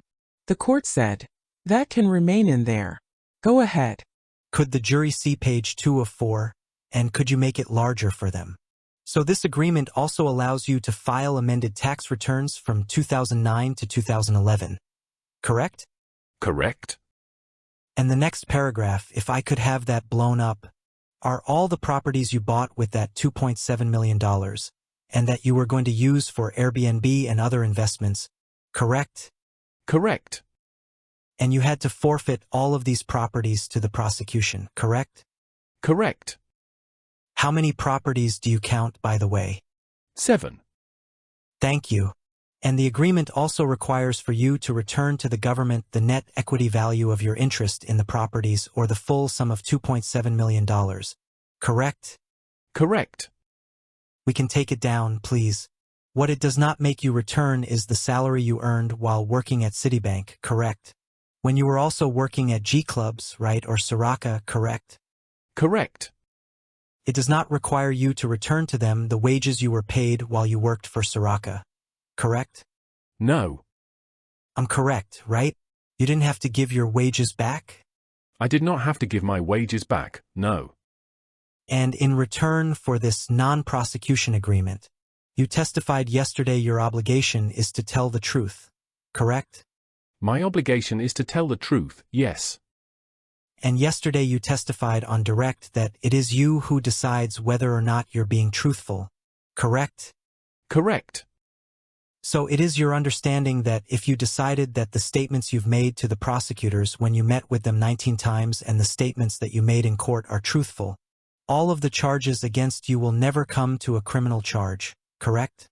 Correct, that's what the agreement says. And only you get to decide if you're being truthful, right? Correct. Ms. Shrofa said, okay. I have nothing further. The court said redirect. Ms. Murray said, thank you, Your Honor. Redirect examination. By Ms. Murray. Good afternoon, Mr. Khaled.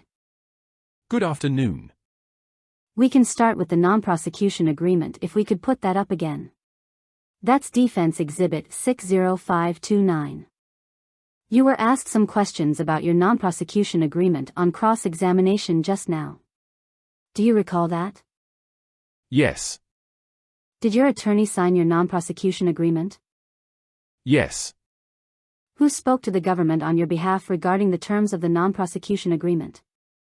My attorney James. I want to focus on the first paragraph, the first 3 Roman numerals of what we just looked at. And this is with respect to coverage under this agreement.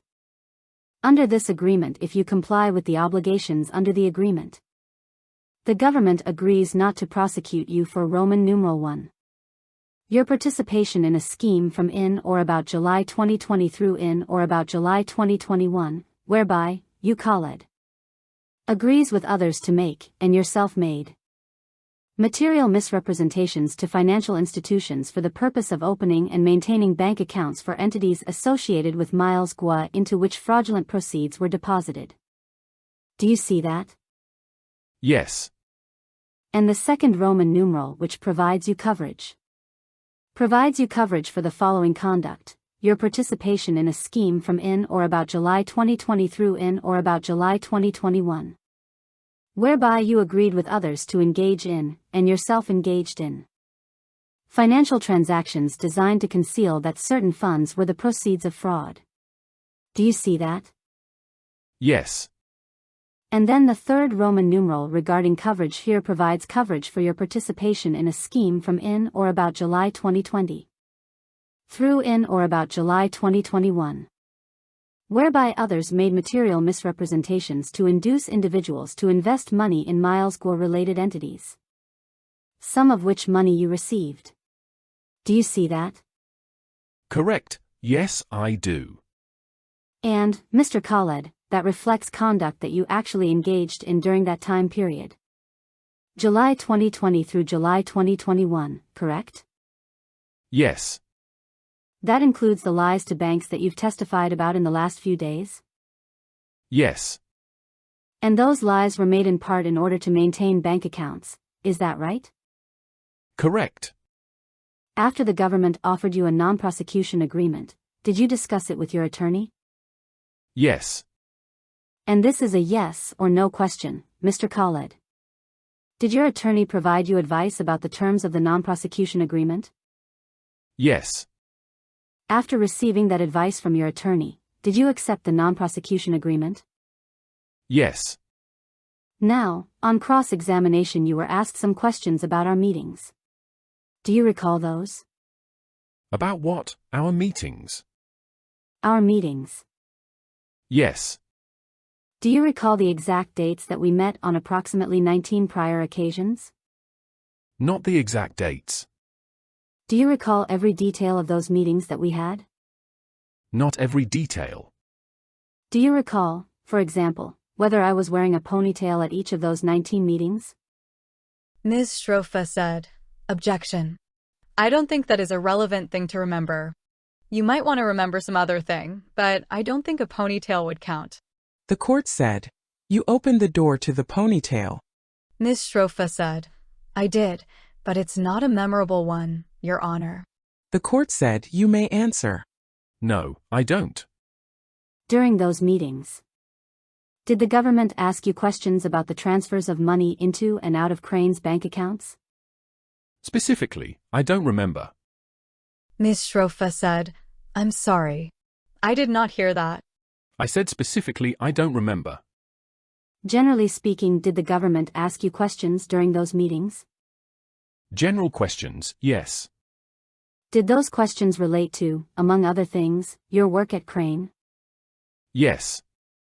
Did you answer the government's questions truthfully? Yes. By the end of May of 2021, had Crane cleared at least approximately $100 million of G Club's funds? Yes. And had you transferred more than approximately $2 million of those Crane funds to yourself to bank accounts that you held? Yes. And did that $2 million or more represent the 2% fee that you were entitled to under the PFA for the cleared funds? Yes. The court said, "One moment. What do you mean by cleared when you say the funds are cleared?"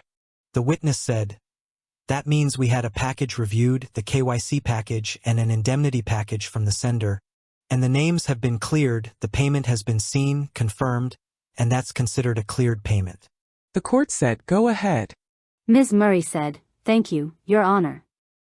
And did you agree to forfeit the $2 million or more that you had taken of those funds to the government as proceeds of the crimes that you had committed? Yes. Now, you were asked questions about an affidavit that you submitted in a specific alliance case. Do you recall those questions? Yes. And the date of that affidavit was May 17th of 2021. Do you recall that? Can I see it again? Ms. Murray said, "Ms. Schroff, do you have a copy of that? May I approach, Your Honor?" The court said yes. The date is May 17th. And in that affidavit you were asked questions about, I believe it's paragraph 5, regarding Miles Guo's financial interest in certain monies or entities. Do you recall those questions? Yes. And you said that Miles Guo did not have a financial interest on paper. Do you recall that? Correct. What did you mean by on paper? On the formation documents and on the wires that came in, his name was not a sender. And when we were going to send the money to the entities, his name was not on the paper for G Club. Ms. Murray said, Your Honor, I'd like to move to admit Government Exhibit 411 and 411T. Sorry. Those are in, so I might have the wrong number. Just a moment, 413 and 413T pursuant to the stipulation. And the audio was authenticated by Mr. Khaled on Monday. The court said, they are admitted. Government's Exhibits 413 and 413T received in evidence. By Ms. Murray.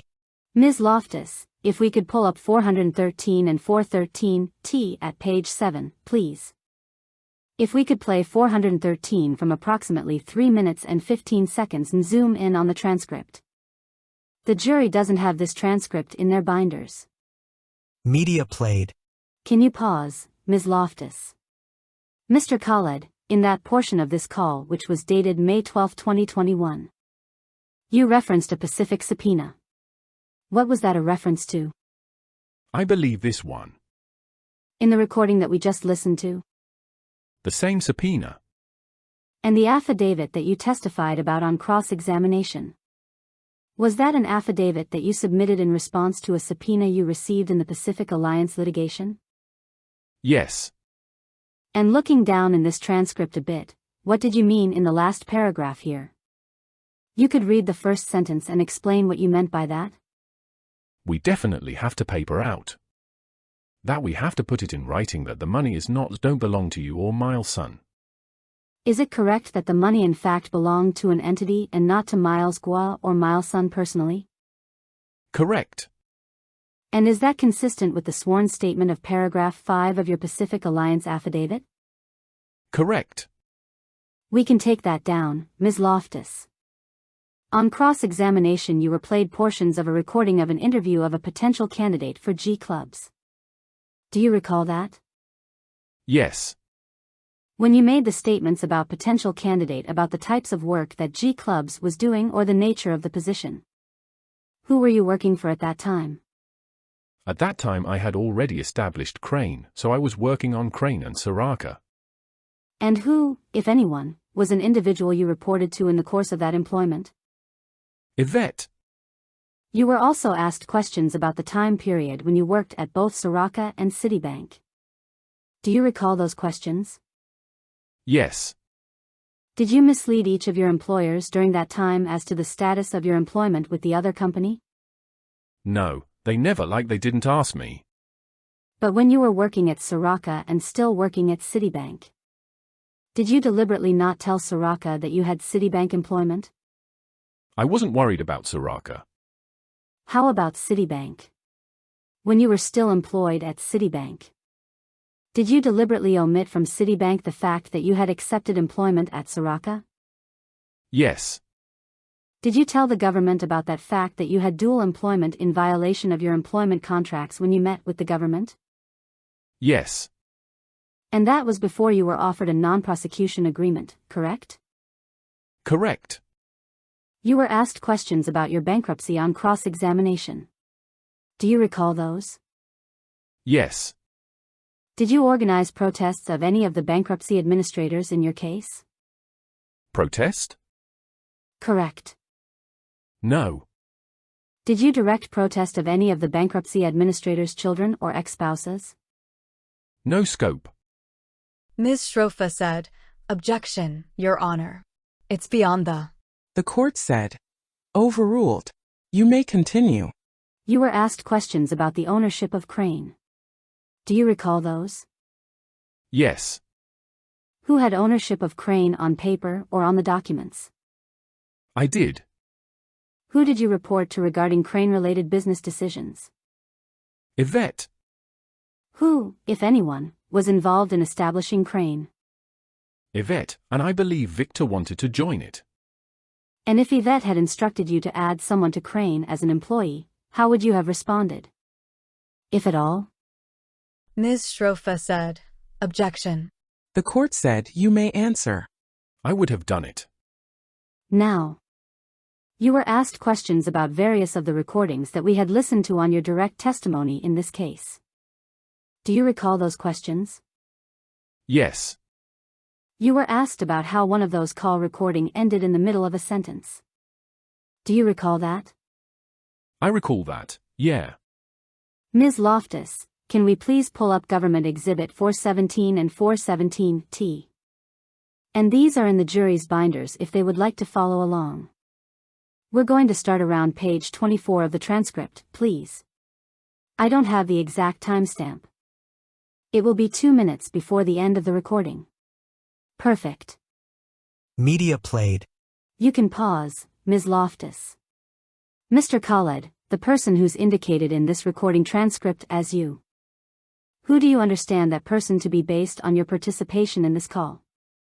William J.E. Thank you. We can continue. Media played. Mr. Khaled, does this recording end in the middle of a sentence? No. Does it end at the end of the call or meeting? Yes. And who was yelling at the end of this meeting? Miles Guay. You were asked on cross-examination about the portions of that recording excerpt we just listened to and read relating to a reference to a board of directors. Do you recall those questions? Yes, I do. At the time of this meeting in 2021, you didn't speak Mandarin, is that correct? No. Or understand Mandarin? No. And Alex Hadjikaralambis, did he speak Mandarin at the time? No. Or understand it? I don't believe so. And in listening to those portions of this recording, the Mandarin language that was spoken, were you able to determine what topics the speakers were discussing, setting aside the translations? Just the actual. Ms. Shrofa said, objection to the testifying. The court said, overruled. Continue.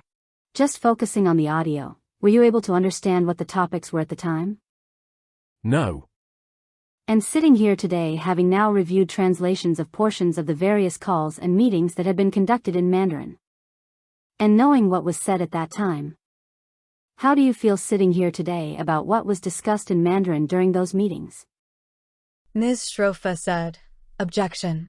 What is the relevance of these meetings? The court said, overruled. You may answer. Can you repeat the question one more time, please? Sure. And I'll break it down just a bit. At the time of these calls and meetings that you recorded, certain portions of the conversations took place in Mandarin, right? Yes. And at that time you didn't understand what was being discussed during the Mandarin portions, correct? Correct. And no one translated them for you at the time or told you what was discussed? No. Now having had the benefit of the translations of the portions of the calls and meetings and having reviewed them, how do you feel about what was being discussed in Mandarin during those calls and meetings? Ms. Shrofa said, same objection. The court said, overruled. Secret planning of movement of money and putting us all in front of it. And what do you mean by that, putting us all in front of it? Alex was signer on that account, a signer on loan documents. I was a signer on a bank account. And they just used the names, used the accounts.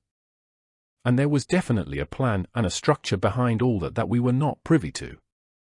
Ms. Murray said, if I may have a moment, Your Honor. Nothing further. The court said recross. Recross examination. By Ms. Shrofa. You were played this call again now call 417, correct? If I could just pull the transcript for him. It will be on your screen over there and also for the jury. You recorded this call in April of 2021, correct? Correct. Where did you keep the call? On my phone. You recorded it for a purpose, right? It wasn't a planned purpose, no. You recorded it for no reason? Again, I was trying to keep records. And you wanted to know what you were keeping a record of, correct? Correct. This is in a foreign language, the recording, correct? It's a what? It's in a foreign language, correct? Yes. You never used Google Translate to figure out what they were talking about? I was interested in the last piece. Whatever piece you were interested in, sir. My only question is whether you used a simple app called Google Translate to figure out what they're talking about to determine if it in fact would even help you. Help me with what? No. Whatever the reason was that you recorded it. No. You didn't listen to it all? That's your testimony, right? What do you mean listen to it? You made the recording, correct? Yes. You discussed it with Ms. Murray, whether she had a ponytail that day or not. You discussed this recording with her, right? After the fact, yeah. When we started meeting, yes. When you discussed it with her, she had this translation for you, right? Correct. You discussed this with her almost more than a year after you recorded it, correct? Correct. You saved this recording for all that time, correct? Yes. You gave this very recording to your lawyers so that they could give it to the arbitrator, correct? Correct. This recording was played in the arbitration, correct? Ms. Murray said, objection. The court said, overruled. Funo. I don't remember. The English version of this document was introduced into evidence at the arbitration where you were physically present. Correct, and I remind you you're under oath? Ms. Murray said, objection, per our discussion at sidebar, Your Honor. The court said, overruled. You may answer. I don't remember. This was one of the main pieces of evidence in the arbitration? Ms. Murray said, same objection. Let me try it a different way. You gave this recording to your lawyer, right? Ms. Murray said, asked and answered. The court said, sustained. Does your lawyer speak Mandarin? I don't know. You don't know if your lawyer speaks Mandarin? Ms. Murray said, asked and answered. The court said, sustained. Sitting here today, your testimony is that you had no idea what this recording said in English before you met with Ms. Murray? Ms. Murray said, objection, mischaracterizes his testimony. The court said, I'm going to allow the question. Again, I don't remember. You testified that this call ended, and that's what ended the recording, correct? Yes. With every recording you made, you and only you had the option of letting the recording continue or ending the recording, correct? Correct. You testified now that you thought during this conversation that there was secret planning, correct? Sitting now here, yes. Sitting here now, correct? Yeah. And sitting here now, your interests are completely aligned with the U.S. Attorney's Office, correct? I don't know what their interests are. You don't know what their interests are? No. You don't know what a prosecutor's interest is? I don't know. Did you meet with me? No.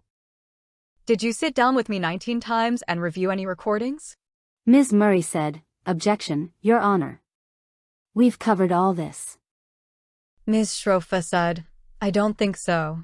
The court said, we don't know yet whether the witness met with Ms. Shroff. No. How about Mr. Kamraju over here met with him? Who?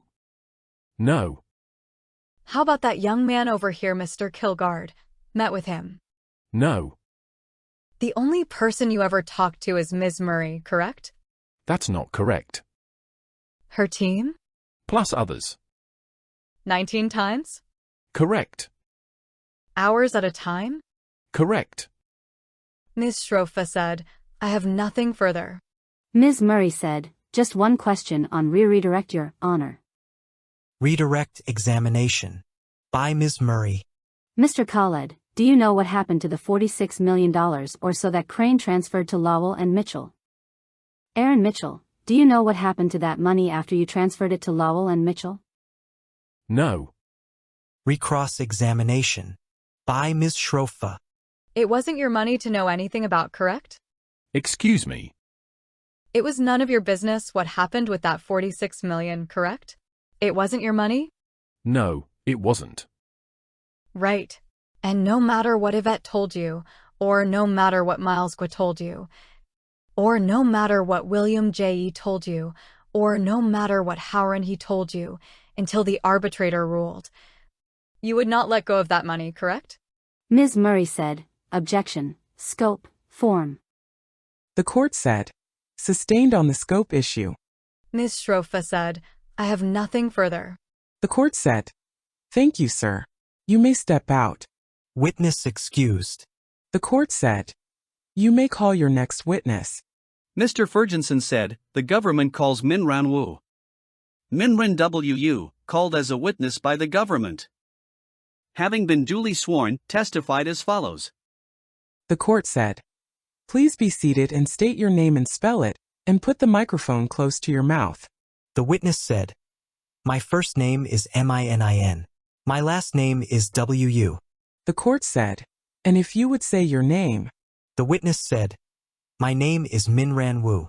The court said, you may inquire. Direct examination. By Mr. Ferguson. Good afternoon, Ms. Wu. Good afternoon. I'll ask you just if you can try to speak directly into the mic and keep your voice up. And for the court reporter, just try and talk slowly. Okay? Okay. What state do you live in? New Jersey. What do you do for work? Right now, just at home. And what was your last job outside of the home? Macy's. Were you ever a follower of Milesqua? Yes. Are you still a follower of Milesqua? No. Looking around the courtroom, do you see Milesqua here today? Yes. Mr. Skirek said, we'll stipulate, Your Honor. The court said, very well. Ms. Wu, you said you live in New Jersey now. Where were you born? China. When did you come to the United States? 2001. Why did you come to the United States? Follow my husband. Did there come a time when you became interested in Chinese politics? Yes. Could you explain to the jury what caused you to become interested in Chinese politics? My family history and my mother and father's illness and death. When your parents were ill and passed away, where were they? China. And what about their experience being ill in China caused you to become interested in Chinese politics? They died from overtreatment. They all died from overtreatment, and the journey just full of cheating. Money and power, so miserable. Ms. Wu, when did you first learn about Milesqua? Around 2018. And how did you learn about him? I watch his YouTube video. And what did you see in that video? He just stood on the terrace of that 18th floor of the hotel and said something about the CCP. CCP did a lot of bad things. CCP, just kind of evil. Before watching that video, had you heard of Milesqua? No. You said this video was 2018, right? I think so. In that year in 2019, how often, if at all, were you watching Wu's videos? Not that lot about Milesqua's video. Actually, a lot about Yading Gao's Luna Press. In that program, Luna introduced a lot of things about Milesqua and people around him, also their activities. By 2020, how often, if at all, were you watching Wu's videos? 2020, around 2020, I think I watched from 2 times a week to every day. Ms. Wu, what, if anything, did Milesqua says about his wealth? He said he was rich, very rich, billionaire. What, if anything, did he say about his apartment, the one you saw the video in? He said apartment's so expensive, but you couldn't get into that hotel, that apartment. Just because if you are rich. You also need great social network to introduce you into. What, if anything, did he say about his clothes? Clothes? Brownie. I'm sorry. The brand is Brownie, a lot of suits from his brand. Also, he said just couture type, not retail type. What, if anything, did he say about the things he ate? Something like strawberry. Once he said strawberry $5 or $10 each. Also some seafood from Public Sea. And he said some of them almost it's extinct. Ms. Wu, Are you familiar with the Rule of Law Foundation? I heard about that. I know it. What was that? It should be a foundation established for the new China. And around when was it established? I think should be 2029, 2019. And who established it to your understanding? Miles Guo and Steve Bannon. What, if anything, did Miles Guo say about donating his money or his family's money to the rule of law? He said 100 millions. Now, Ms. Wu, you said he had talked about how rich he was? Yes. Did you believe Miles Guo could donate $100 million to the rule of law? Yes, at that time, yes. Did you donate to the rule of law? Yes. About how many times and how much in total? I think should be 6 times, total should be $1,200. If Miles Guo had not donated $100 million to the rule of law, would that have been important to you? Mr. Skirik said, objection. The court said, overruled. You may answer. Yes. Why? He lied. Ms. Wu, did there come a time when you tried to purchase GTV shares? I invested in VOG. And approximately when was that? May 2020. Approximately how much did you invest through VOG? 14,000. And where did you send your $14,000? VOG, Sarah's account. Did you send it in one transfer or more than one? More than one. Why did you send it in more than one? I tried to send just in one transfer, but the bank just denied it. Were you told why the bank was rejecting your transfer? I did it online, so I didn't get any information about the deny. Ms. Wu, do you recall what the name on the account was that you used to send the $14,000 to VOG? Mr. Skirik said, objection, her account or the destination account. Your account, the account you used? I used several ones, my own name, joint account, and one of my company's account. What was the name of that company? Wonder Invest, LLC. What is Wonder Invest, LLC, Ms. Wu? Actually I have this bank account a long time. My husband created it very long time ago. Later, he just gave this to me to play. Ms. Wu, why did you send the money to VOG bank accounts? For GTV stock. And why did you think you would get GTV stock by sending this money to VOG? Miles Guo said so. He said if you have money over $100,000, then just go to him. If you have less money, just go to Sarah. Why did you want to get shares of GTV? Miles Guo said that GTV should be the foundation of the new China later. You cannot imagine how great it will be, how profitable it will be. What, if anything, did Miles Guo say about GTV investor profits? He said that many times, every time the number would be higher than the previous one. I just remember first maybe 17 times, and then I remember 100 times, then I didn't pay attention. At the time, did you believe your investment would be very profitable? I think maybe 10 times possible. I think maybe 100 times a little not that feasible. What, if anything, did Miles Guo say about the value of GTV? I remember 20 billion. Ms. Wu, what, if anything, did Miles Guo say about private placements?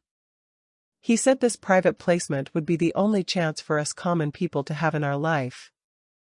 He did a lot to get this chance for us. Had you participated in private placements before? No. And, Ms. Wu, what, if any, personal guarantee did Guo make about the GTV investment? Can you repeat? What, if any, guarantees did Miles Guo make about the GTV investment? He said he guarantee all our principles. And you said he talked about how rich he was. Did you believe him when he said that? At that time, yes. Ms. Wu, what, if anything, did Miles Guo say about sending GTV investor funds to a hedge fund? I never heard about that. Have you ever invested in a hedge fund yourself? No. If you had known that Miles Guo was sending GTV investor funds to a hedge fund, would you have invested? Mr. Skirik said, objection. The court said, overruled. You may answer. No. Ms. Wu, did you ultimately get a refund of your GTV investment? I got some refund from SEC. Did you get 100% or less than 100% refund? Around 92%. Did Miles Guo pay back the missing 8%? No. Ms. Wu, were you a member of a farm? Once, yes. And actually, Ms. Wu, just one moment first. To go back to the SEC refund. What's your understanding of why you got money back from the SEC? This investment is illegal. So it was under the supervision of the SEC. The SEC just refunded all investors. And when did you receive your refund back? 2023, I don't remember the month. Ms. Wu, in order to get that refund from the SEC, what, if anything, did you have to do? The SEC sent email to me and just said something about the refund and fair fund they set up for this refund process. I needed to fill the form, to give them my wire transfer statements, also agreement about the VOG. Then submit the form. I think just this. I don't remember others. Ms. Wu, now you said you were a member of a farm, right? Was. You were.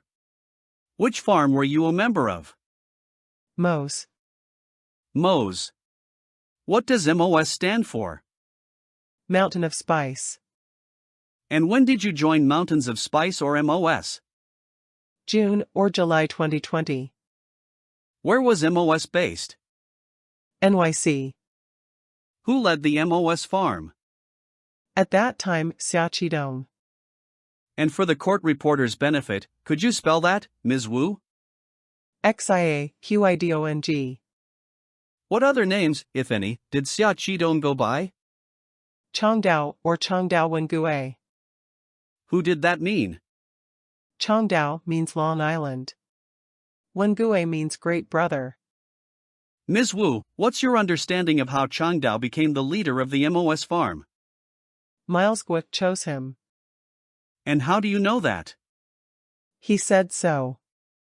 When you say he, who said that? Miles Guo. And where did he say that? In his video. To your understanding, who chose all the farm leaders? Miles Guo. Who did you understand to give them instructions? Miles Guo. Now, Ms. Wu, what, if any, volunteer work did you do for the MOS farm? Translation. What was the farm loan program? We members lend money to the farm to get the GTV stock. Why did you understand that lending money to the farm would get you GTV stock? He said so. When you say he said so, who are you talking about? Miles Guo. What, if anything, did Miles Guo say about why you had to use loans instead of just investing in GTV? He said for that GTV private placement already ended. So he created another chance for us to invest in this GTV stock. He called a step to equity. The court said, one moment. Pause. The court said, we're going to have to stop at this point. You can step out but do not discuss your testimony. You'll return tomorrow. 9:29 you'll be in the chair. Witness temporarily excused. The court said, members of the jury, earlier I asked you whether next week on Monday, Tuesday, Thursday and Friday you could come between 9:30 and 5. With an understanding that there's a lunch break between 1 and 2 in order that we not have to prolong the trial. Is there anybody who cannot do that? Juror said, we have a request if that's okay. The court said yes. Okay. Juror said, instead of having one 1-hour lunch for a number of reasons. We're asking if we can break it up until 2 half-hour, one at 11:30 and one at 2 o'clock. The court said we can have 2 breaks. I'm not sure if I'm going to do it exactly when you mentioned it, but I will space it out. Juror said, some of us can't be here seated for that long. The court said, understood. Alrighty then. That brings our work to a close. Remember that you're not allowed to discuss the case amongst yourselves or with anyone else. Don't permit anyone to discuss the case in your presence. Don't listen to, watch, or read anything from any source about anything having to do with the subject matter of this trial. Have a good evening. The law clerk said, jury exiting. Jury not present. The court said, is there anything before we close?